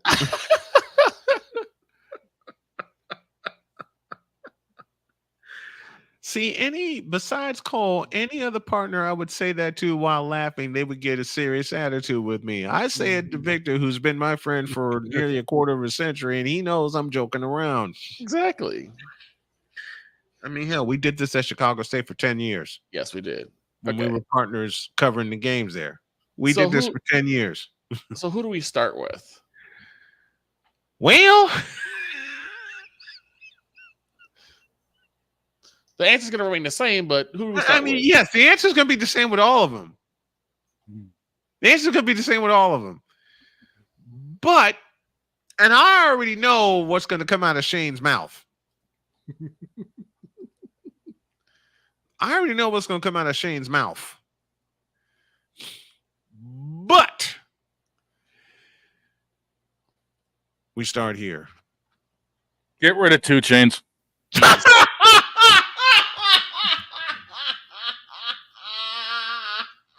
knew it. Jesus. Send Jesus down there, grab 2 Chainz by them gold chains of his, and drag his ass out of Atlanta. They got rid of Desmond Ridder because they had an awful line in front of him for Kurt 2 Chainz cousins. I need to have that soundbite from Ben whenever we bring him up. I got to find a way to cut that. Yep. They got rid of Desmond Ridder, who's in Arizona now, and we'll do the West Divisions tomorrow to finish our draft coverage. Well, not exactly finish it because we got Friday and then we got the following Monday to wrap everything up. Right. To finish our division coverage. They got rid of Desmond Ridder for Kurt 2 Chainz cousins. They need Jesus and a whole lot more. Okay, let's take Jesus out of it. What else do they need? Everything. Jesus. Everything. A line, a defense, more wide receivers.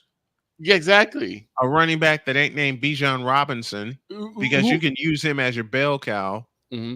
Who is 2 Chainz going to throw to? If 2 Chainz can even throw. Kyle Pitts.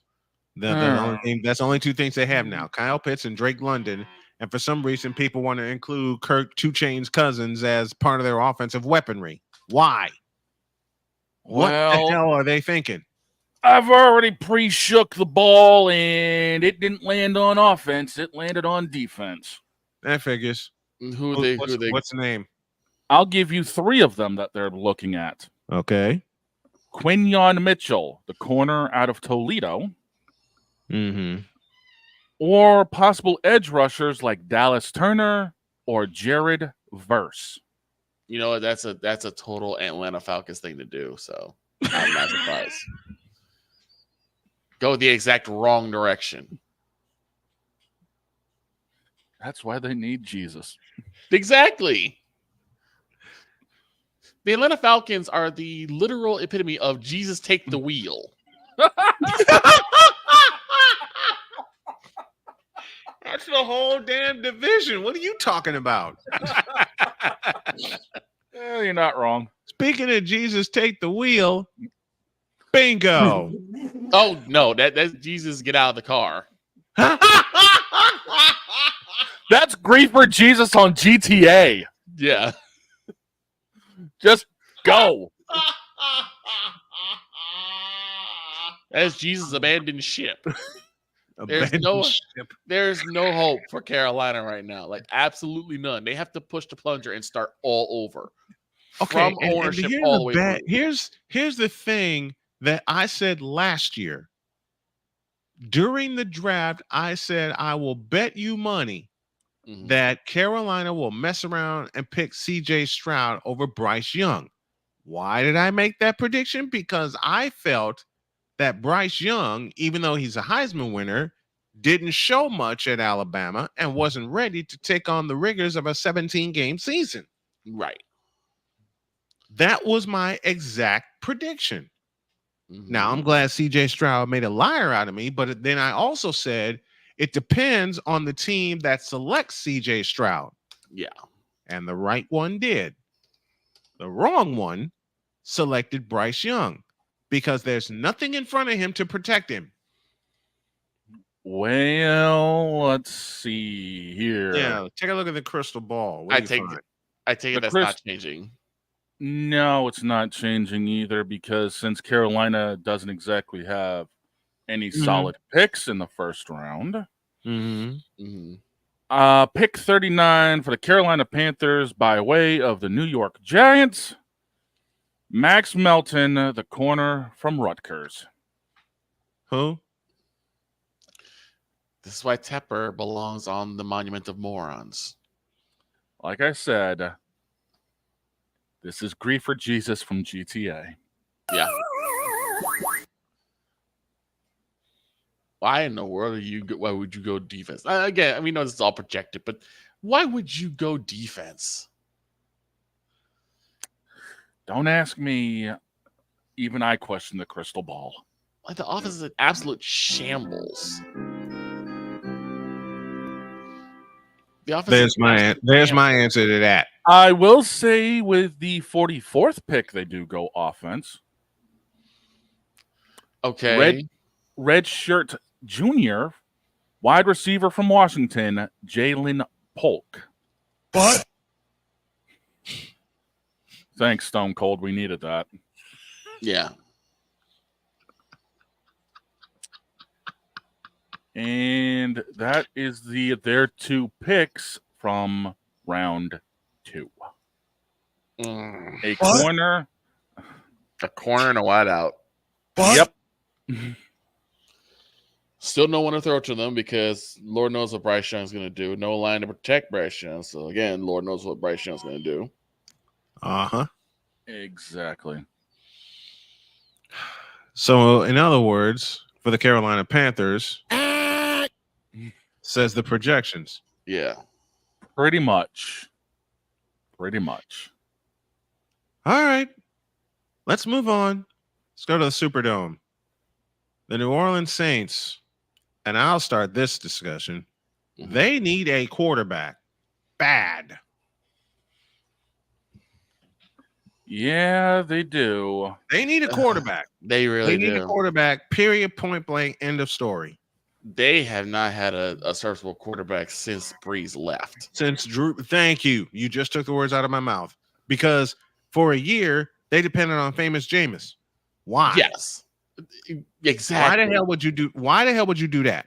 Jameis Winston, crab legs Winston.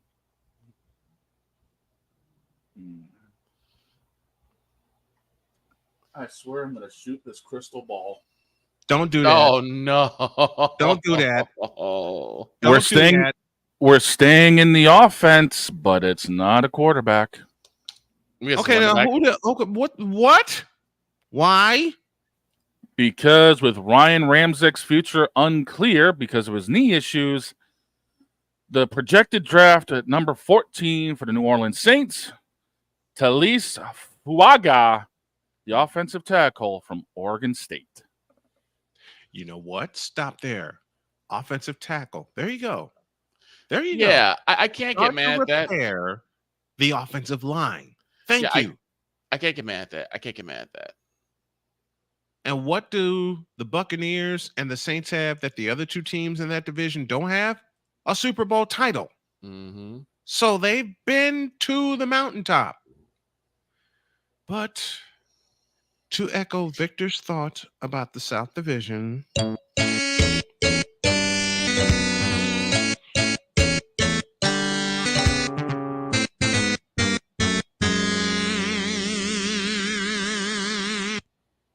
that's all I can think of.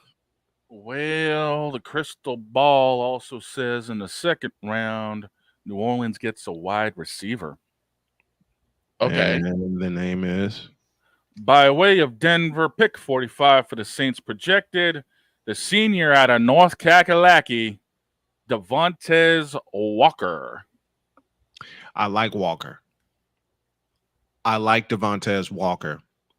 If the Saints do it right and they get 3 parts of an offensive line later in the draft and seal up that front line and also get a tight end that could be a diamond in the rough, they can get back to that wide open offense.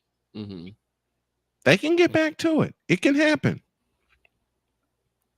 It can happen. I can't wait for it to happen because somebody other, my mouse is missing. Somebody other than these guys need to win the division. Oh my God. Jesus. Because I can't say it the way I want to say it. That'll have to be an unfiltered episode, but they mortgaged their future on Baker Mayfield. Get out of my head, Victor. I mean, you're not wrong. You're not wrong. Well, you may be interested in the 4th round then for New Orleans because their second pick in the 4th round, Jaheim Bell, the tight end out of Florida State. Okay, that'll work. Now, where do we go with Tampa Bay? I'm going to say something very controversial. They need a quarterback. They mortgaged their future on Baker Mayfield. Does that tell you anything? Right. Well, where do we go with Tampa? Well, the old crystal ball, after getting shook around and thinking it's got a concussion. And trust me, I can sympathize with a crystal ball. Yep, same here. Well, with the fact of Shaq Barrett's departure, what if I told you they're looking to get someone to replace him on the edge, and that would be the junior out of Penn State, Chop Robinson. Hassan Chop. Okay. I can dig that. I can dig that. I can dig that. Because since 2002, what have they been known for? Defense. Thank you. Chop Robinson in Tampa. I can dig that. I can dig that. Yeah. And since the crystal ball is about to have CTE, it's decided to say, hey, by the way, we're staying in defensive land. The 57th pick in round 2 for good old Tampa, the junior corner out of Georgia, Kamari Lassiter. Good. I can see that too. Good. That's a good projection. That's a good projection. There goes my cap machine. Yep. And the cap machine says no cap with that pick. No, I'm actually liking that pick because they do need some help. Defense. Well, and if we decide to go into round 3, since the crystal ball thinks it's going to go that far deep at things. Tampa's got 2 picks, the 89th and the 92nd pick. Number 89, offensive guard from Texas A&M, Layden Robinson. That helps. Okay. Baker. Okay. I like it. I like it. And from Detroit, pick 92, the senior running back from USC, Marshawn Lloyd. Okay. Dig it. The ball's selecting the right picks for them. Now, Tampa has to stay that way. Yeah, Tampa. I dig it. I can dig help it. Tampa a lot. This will help Tampa I can dig it. It would make them stronger with those picks later in the draft. Don't waste your top picks. I can't say it's a waste of top picks on positions of need, but you got to look at what Tampa Bay's calling card has been. As I said, since 2002, it's been defense. Yeah. Stay that way. I can see it. Round 4, pick 125, and this is the last time the crystal ball thinks it's going to speak today. Mm-hmm. The senior from UCF, wide receiver, Javon Baker. Okay. So you know what they're doing? In-state recruiting. They're handling this like college teams would. Crystal Ball's doing a lot of in-state recruiting. I can see that. I can totally see that. Totally see that. All right. That's our draft needs and projections for the NFC South, which began hilariously with Victor saying they all need Jesus, and in many ways they do. Truth. But with some of the projections they made for both New Orleans and Tampa, I see a little lot. I see some logic with those picks. Yeah, I do too. I see some logic with those picks. I see two teams getting better and two teams getting way worse. Yep. Dear God. And Atlanta I'll say it again. Atlanta got rid of Desmond Ridder for Kurt 2 Chainz Cousins. 2 Chainz Cousins. Why the hell did they get Kurt 2 Chainz Cousins, y'all? How Kurt lame you gotta be? 2 Chainz Cousins. How desperate do you have to be? And they gave him a 4-year deal. You're talking about a quarterback that's coming off of an ACL injury that's 36. 1 playoff win. One. And oddly enough, that came against an NFC South team in the New Orleans Saints. Mm-hmm. And that also went overtime for it to happen. It went overtime for it to happen. And the dumbest part of all about this? The next week, they got pounded into the dirt in Santa Clara. Not wrong. 2 Chainz didn't see the playoffs again for 3 years. Nope. And they got pounded by the New York Football Giants. Because he's trash. They got pounded by the New York Football Giants. They got pounded by the New York Giants. That says something. How awful do you have to be to have 2 major contracts given to you? One by Washington, one by the Redskins, one by the Vikings, and now one by the Falcons. And to have a team get rid of a 24-year-old quarterback that they wouldn't allow to develop and didn't want to develop, so they put him in a position of failure. Yep. A position to fail. I beg your pardon. Now you want to put Kirk 2 Chainz Cousins, who is 36 years old, coming off of a major injury, in a position to win by getting weapons for him. What the hell is wrong with this picture? Everything.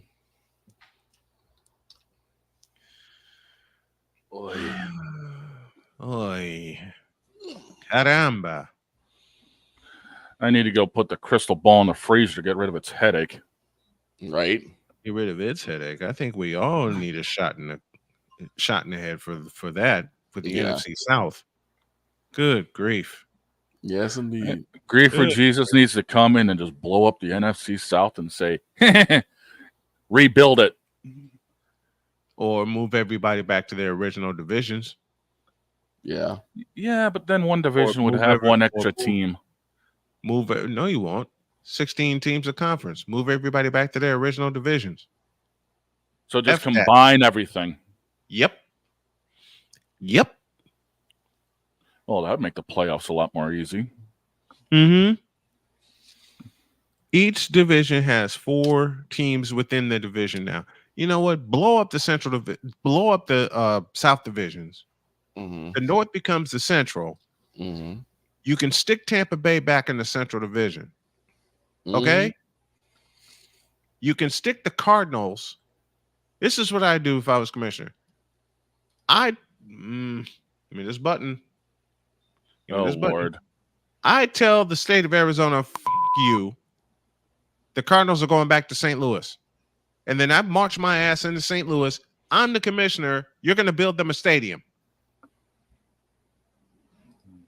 Because I miss saying football Cardinals. What's up, Drew? Sensei Drew in the house with us. Hey. What up, Drew? You know what else I'd do? If I was commissioner, I'd march my ass into Washington and say, y'all ain't the Commanders anymore. We're going back old school and you're the Washington Redskins. And then I'd march my ass into Congress, interrupt whatever meeting they have and say, look, the space where you had RFK Stadium, you're going to rebuild the damn thing and make it better. There, I said it. There, I said it.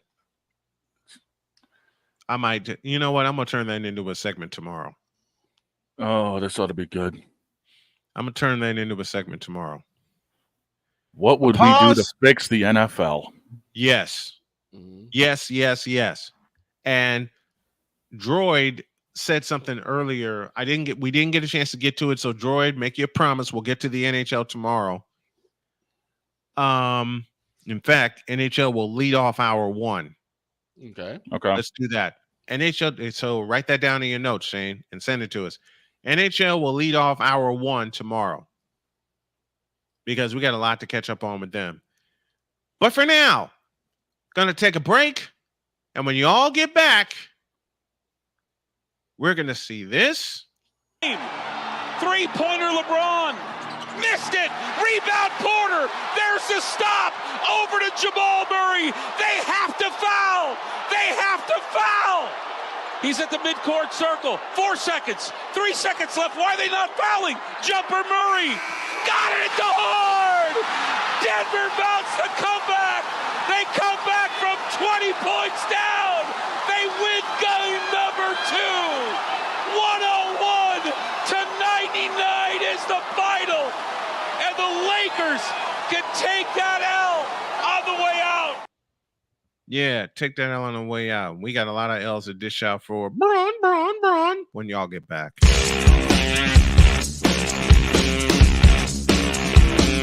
This is Snowman in the Morning.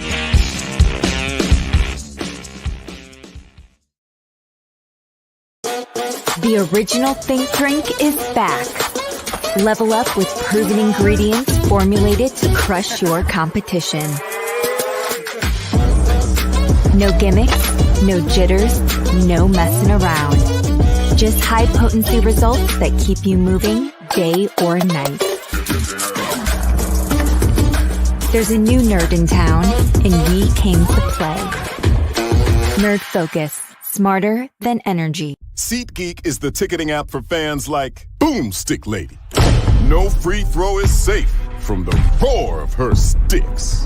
SeatGeek helps her find a seat in the direct eye line of the shooter so she can sit where her boomsticks make the biggest boom. Everybody okay? SeatGeek handles the tickets to sports, concerts, and more, so fans can fan. Are you waking up in the morning with a sore jaw, headaches, maybe even ringing in your ears, all because you're grinding and clenching your teeth at night? That's exactly what was going on with me. That's when I found this, the Brux Night Guard. Now, the Brux Night Guard redirects the bite force away from the back teeth, reducing jaw pain while still protecting the teeth. This unique design is what makes Brux Night Guard different from all other traditional grind guards. Go to BruxNightGuard.com and order yours today.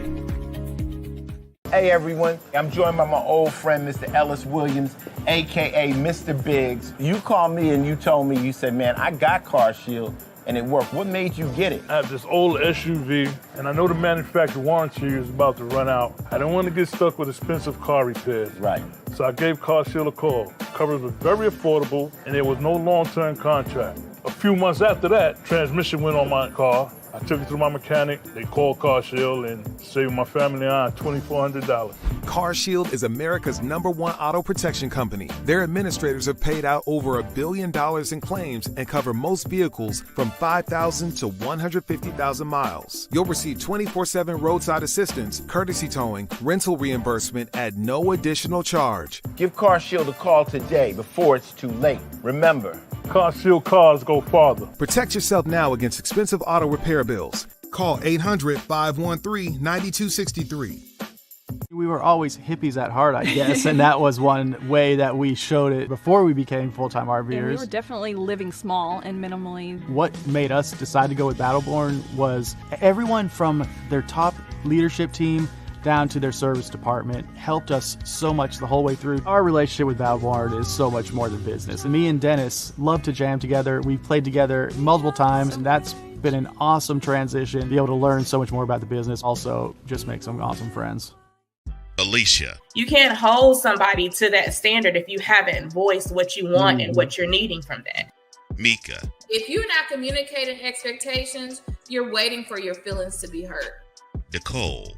A lot of people don't want to take the time out to be alone and to get themselves together. Ivan. You got to be willing to work through stuff. And from the jump street y'all done had problems, maybe you don't need to be working through those. BS3 Network proudly presents Queen 3 and King podcast. Live every Tuesday at 7 p.m. Central.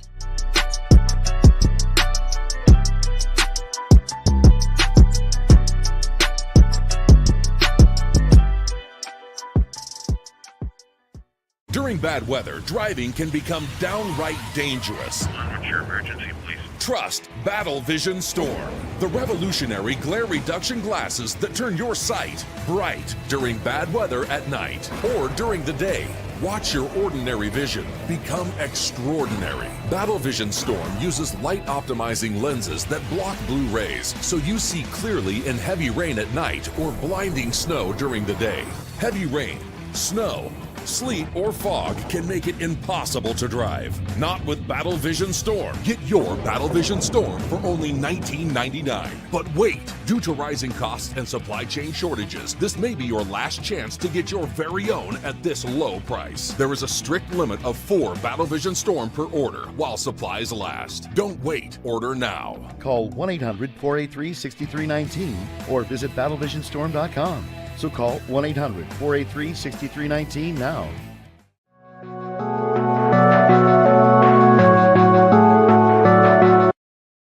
I want to do a TED Talk, but I don't have anything to talk about yet. I'm getting there. Life is for the living. We're not here that long. You can learn anything you want to learn without any money spent. What do I really enjoy? What do I really want out of life? I am your host, WIZE. Are you in a life holding pattern? Well, this is for you. Welcome to the Stuck in My Mind podcast.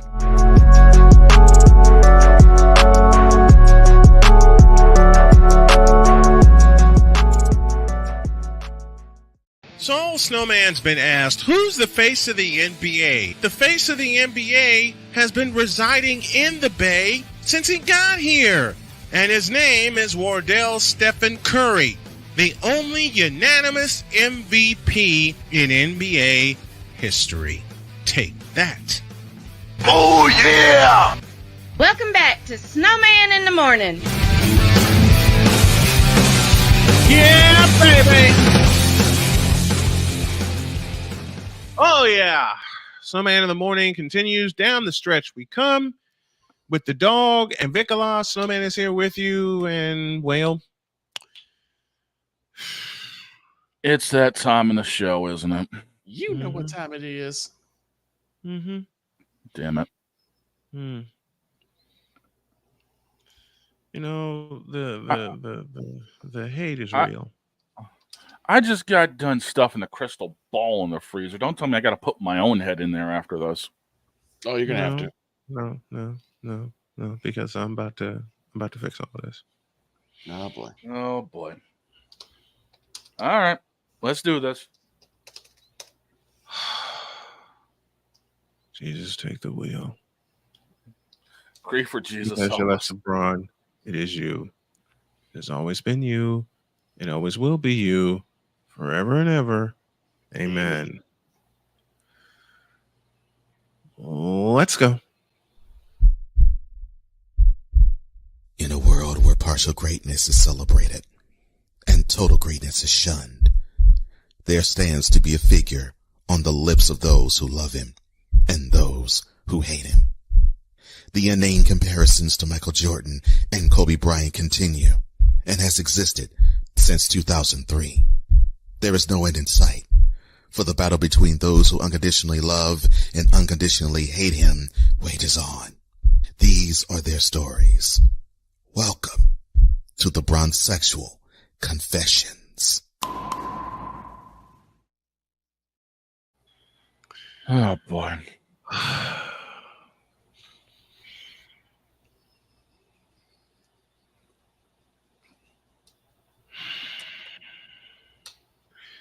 Okay. Let's begin.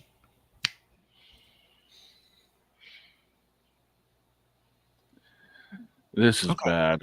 This is bad if it's taken like this. Yeah. Mm-hmm. So, there was a post that found me that was made by LBJ himself. Well, before we begin, this moment of bronzexual stupidity is brought to you by Hooked on Bronix. When you start talking like an idiotic bronzexual, Hooked on Bronix can set you right. Call 1-800-YO-KANG. Real LJPM, now approve all this. okay, as I said, there was a post that read, quote, "Our goal is the championship. So bring it on, Nuggets, to Crypto Arena. We'll give you a, quote, hot welcome and, quote, handle you carefully there." Close quote. That came from LBJ after losing game 2 after holding a 20-point lead. Now, why do I bring this up? Because the comments are out of control. Oh, no. Oh, God. This is what happens when you dive down the rabbit holes, dude. Yeah, this rabbit hole pulled me. God. I'll tell Bugs Bunny that you weren't that this was the wrong dude from Chicago to look for. You need the other one. Mm-hmm. One commenter said, "We will win the 2 at home and be right back in this thing.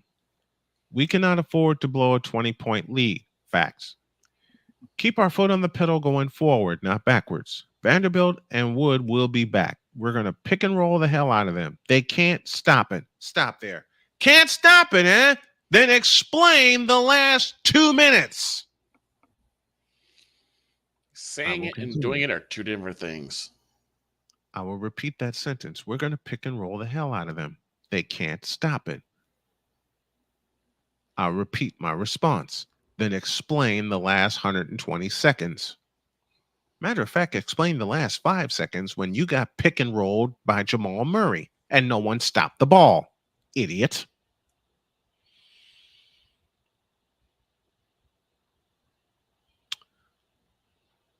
J.R. Cantor, bounce back games 3 and 4.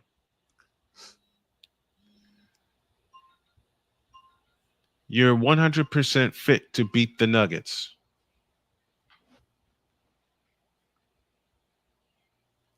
I will read that again. And these are these are bronzexuals commenting.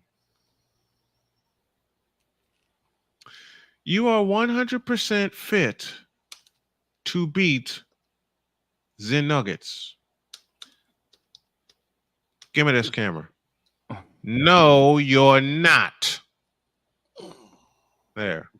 The weed must be good in Los Angeles. Yeah. Iverson Maligli, and I'm not making this name up.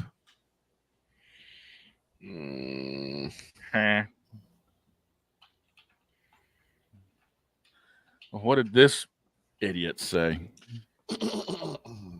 Nuggets fans and the Lakers haters, y'all watch out because the Lakers are coming, and I'm like, for real. So Lakers in 6. Give me this camera. Are you out of your rabbit ass rat picking mind? Yes. Yes, they are. I haven't heard that many for real since helping a friend of mine stream when she did Persona 5. Is you for real? Thank you. Damn it, Ryuji. Droid will get that reference. I know you will. Let's go LBJ. Let's go Lakers. Go Los Angeles Lakers. The Lakers haven't had a chance to go after Denver since Kobe retired. The Lakers suck.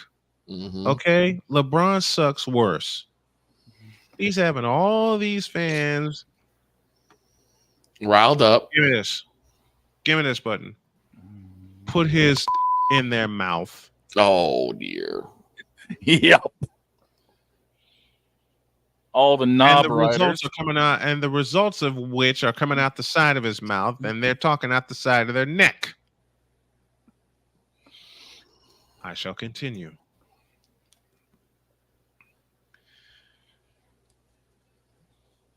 Same. Jesse Martin actually spoke truth. Same shiznit as last year. Denver makes shots when they matter most. Us, not so much. No lie to be found in that sentence. A sensible Laker fan. Exactly. A logical Laker fan.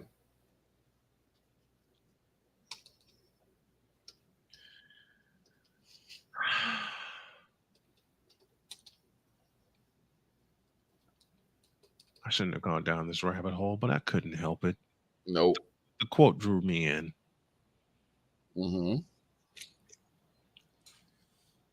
Raphael,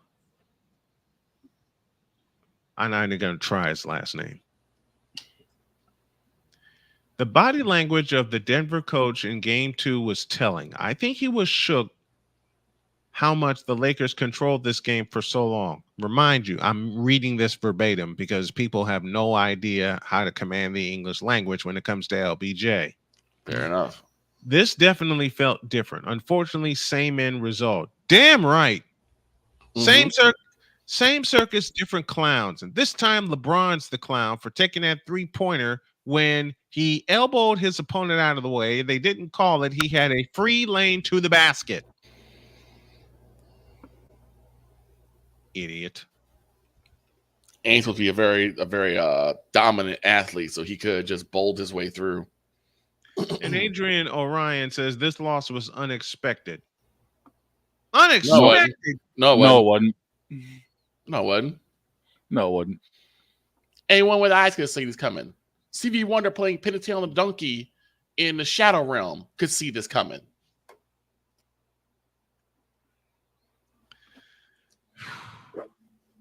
Come on now. Let me put these on and say, even with these on, I could have seen it coming. Exactly. Even me being asleep could have seen it coming. Okay? Someone wearing the solar eclipse glasses could have seen it coming. And my daughter has 2 pair of them. And she gave me one of the pair. I didn't see hide nor hair of the eclipse because I was busy snoring. The only people who did not see the Lakers getting smashed twice in Denver are bronsexuals. That's literally it. And these bronsexuals just don't quit. Nope. These bronsexuals don't stop. The Lakers should be up 2-0 in this series. You understand me? Bullshit. Trust me.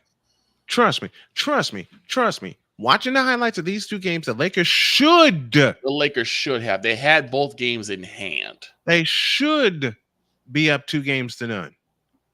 And here they are down 2-0. But what they do? And it's going to be 4-0. They swallow the chicken bone and began to choke. Yeah. Yeah, and LeBron swallowed the biggest bone. Mm-hmm. The Lakers led the entire game 2 and choked. And a 20-point lead on the world champions, and you choked. That describes every LeBron team I know, including 2016, especially 2012 and 2013. When it's needed the most, LeBron chokes. And he got an assist and a half in 2016. 2016 was the worst year in sports history, to borrow from Victor Locke. Worst. Yep. Because LeBron won a championship with a major assist from Adam Silver. Somehow the Chicago Cubs won the World Series, and I was all set to congratulate the Cleveland Indians. Yep. Mm-hmm. And then politics really got infused into sports, which made me throw up. Yep. And I don't have to explain the rest of that. No, you do not. And if they're not careful, it's probably going to happen again this year. And then there's this from Dylan Patton. That sounds like a bronsexual name. Dylan Patton. Dylan Patton. All right. What did he say? I'm almost afraid to read this. I'm almost afraid to show this. No, you opened the box. It's on the reader now. Well, I shouldn't open this box. But you did. I really shouldn't. But you did. But I'm going to open this sumbitch anyway. Because Dylan Patton, to borrow from Victor, sounds like a bronsexual name. Mm-hmm. It is very much a bronsexual because of what, to borrow from Victor again, because of what was said. Yep. You know, when you run into that, when you like a girl and she's not supposed to know it, and somehow she finds out anyway and she's blushing, and your friends come up to you and saying, you know, you're in trouble because that girl knows you like her, right? And think it's all one big joke. And we had a conversation. What was said? Exactly. What the hell was said? That would be my question. And that's always have been my question. The only time where it hasn't been my question, with Jody K. Yep. And y'all know I love my Jody K. Dearly. But what I saw just now was the single, or one of the most single stupidest things I've ever seen in my life. Mm-hmm. I mean, this here gave me life already because I had a chance to laugh. And I said earlier in the show that LeBron has no business wearing number 23. But then Dylan Patton showed up. And then this happened.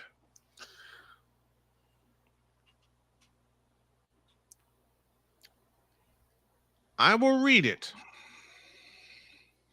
Unfortunately. If you put LeBron and MJ in the same era, it would be the LeBron era. Oh my God. What? What in the crack-headed Bull crap. Oh, my head hurts already. Let me go shove my head in the freezer. I'll be back. This will fix you guys' headache. My response. Mm-hmm. Quote. Hey, Dylan Patton. Yes, indeed. Yes, indeed. Hey, Dylan Patton. Stay off the weed. No, that's not a weed comment. He's on crack. You know what? Hey, Pizzle. I love you. Hey, Pizzle? Very dearly. Why? Because A Pizzle has the perfect response. Bitch, are you for real? That man must be hanging out with Trevor too much. It's my brother A Pizzle. Fins up, baby. I'll say it again. Bitch, are you for real? I agree.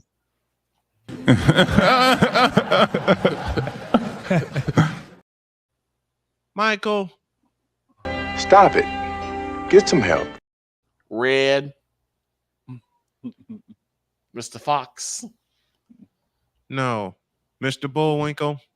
Hell no. To the no, no, no. Hell to the no. Hell to the no. To the no, no, no. If you put LeBron and MJ in the same era, it would be the LeBron era. Dwayne. Shut up, bitch. Oh my God. If you put LeBron in the same era as MJ, LeBron will be on a milk carton every game. He's been on a milk carton for every game for the past 20 years.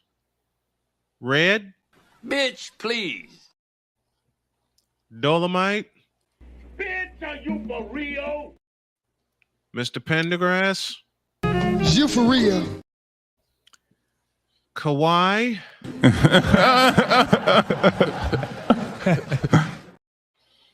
Samuel. I don't remember asking you a thing. Samuel again. English, do you speak it? No, he does not. Gotta love Pulp Fiction. Mr. Glover's friend. I'm getting too old for this.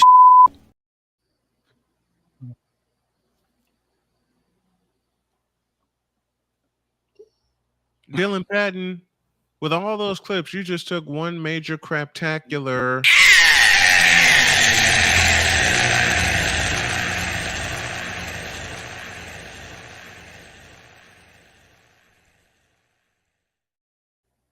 Wow. And I haven't done this one in a while, and I know I'm going to make you both fall out of your seats. And now a selection from the Winterberry Choir entitled Stay Off the Weed.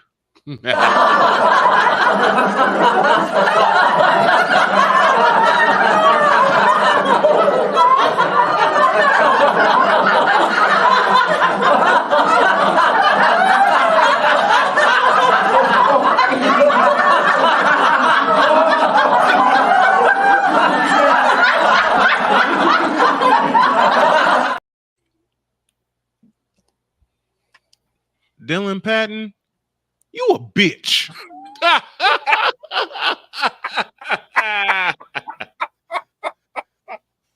Oh, yes. Yes. Give me this camera.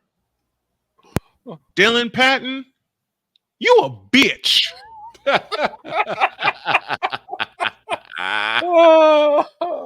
Wow. Give me this camera. Dylan Patton, you a stupid bitch. Give me this camera. Lord have mercy. Dylan Patton, you fool. Yes. Yep. About right. By the way, Dylan Patton. Got me It would be the LeBron era. Why the you lying? Why you always lying?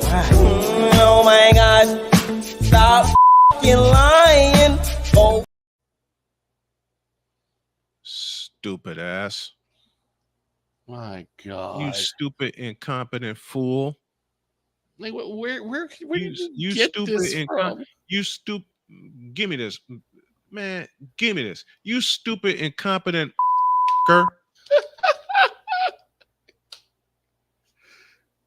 You stupid, incompetent some.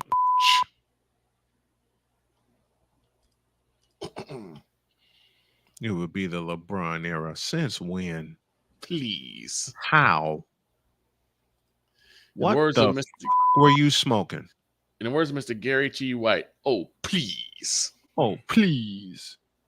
And he's had to use that on me for quite a few occasions. Mm-hmm. And I'm glad he did. And he started using that after my dad died to like inject that fatherly spirit in me. Yes. Thank you, Gary T. White, for all those lessons. Now, back to this lesson. Dylan Patton, you a bitch. It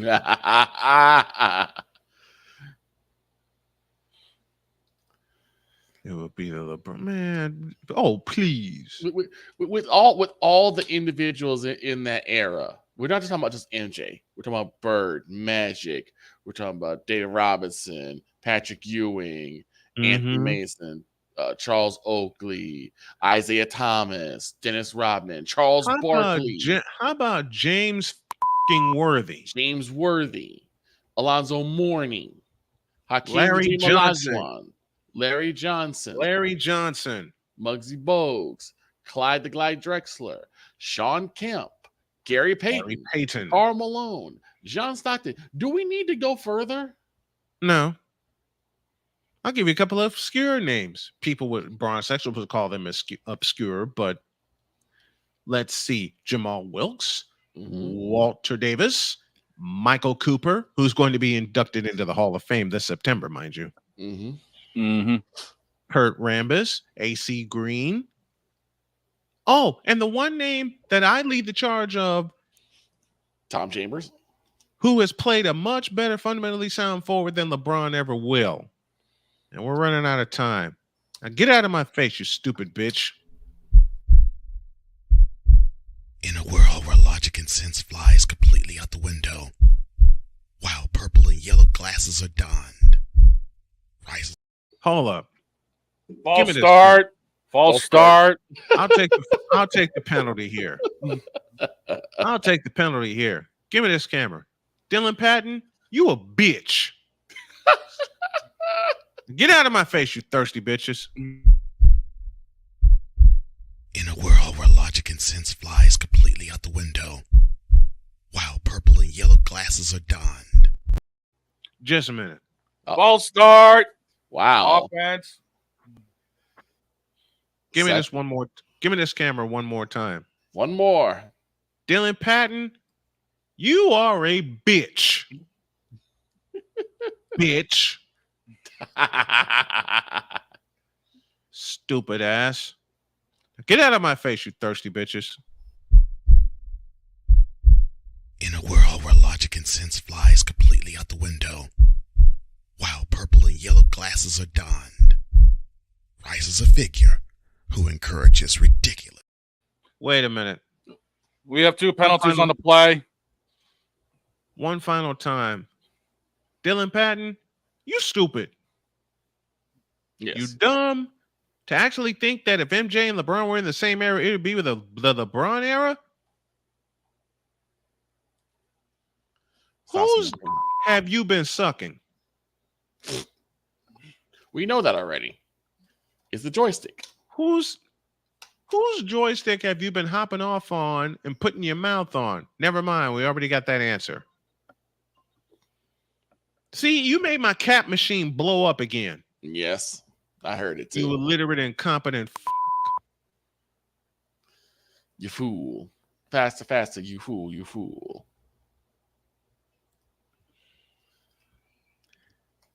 Now I'm finally going to get out of here. Dylan Patton, you a bitch. Now get out of my face, you thirsty bitches. In a world where logic and sense flies completely out the window, while purple and yellow glasses are donned, rises a figure who encourages ridiculous, undying loyalty. Good Lord, I'm about to throw up. This has been yet another installment of The Bronzexual Confessions.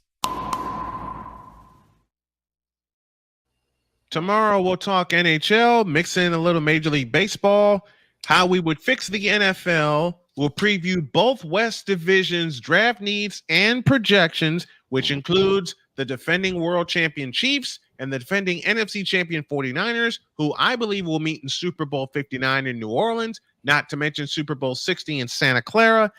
And we got a few more things to get you ready for the NFL draft. I want to thank y'all for tuning in. Remember, Monday, we will be back to our normal time of 8 a.m. Monday through Friday, and it's 3 hours every day that we'll take you through. Have a great day. God bless. Remember to make your next move your best move, and always remember, if your dreams don't scare you, they are simply not big enough.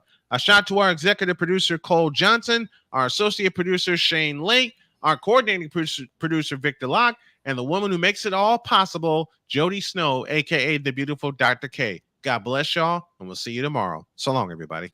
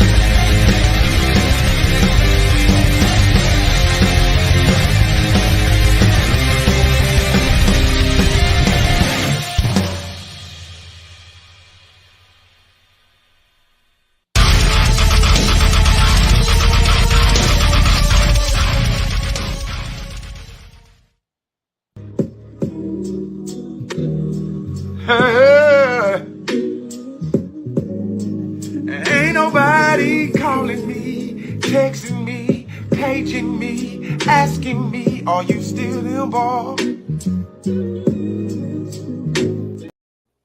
And remember, Dylan Patton, is this your Kang? If that's the case, you a bitch. See you tomorrow.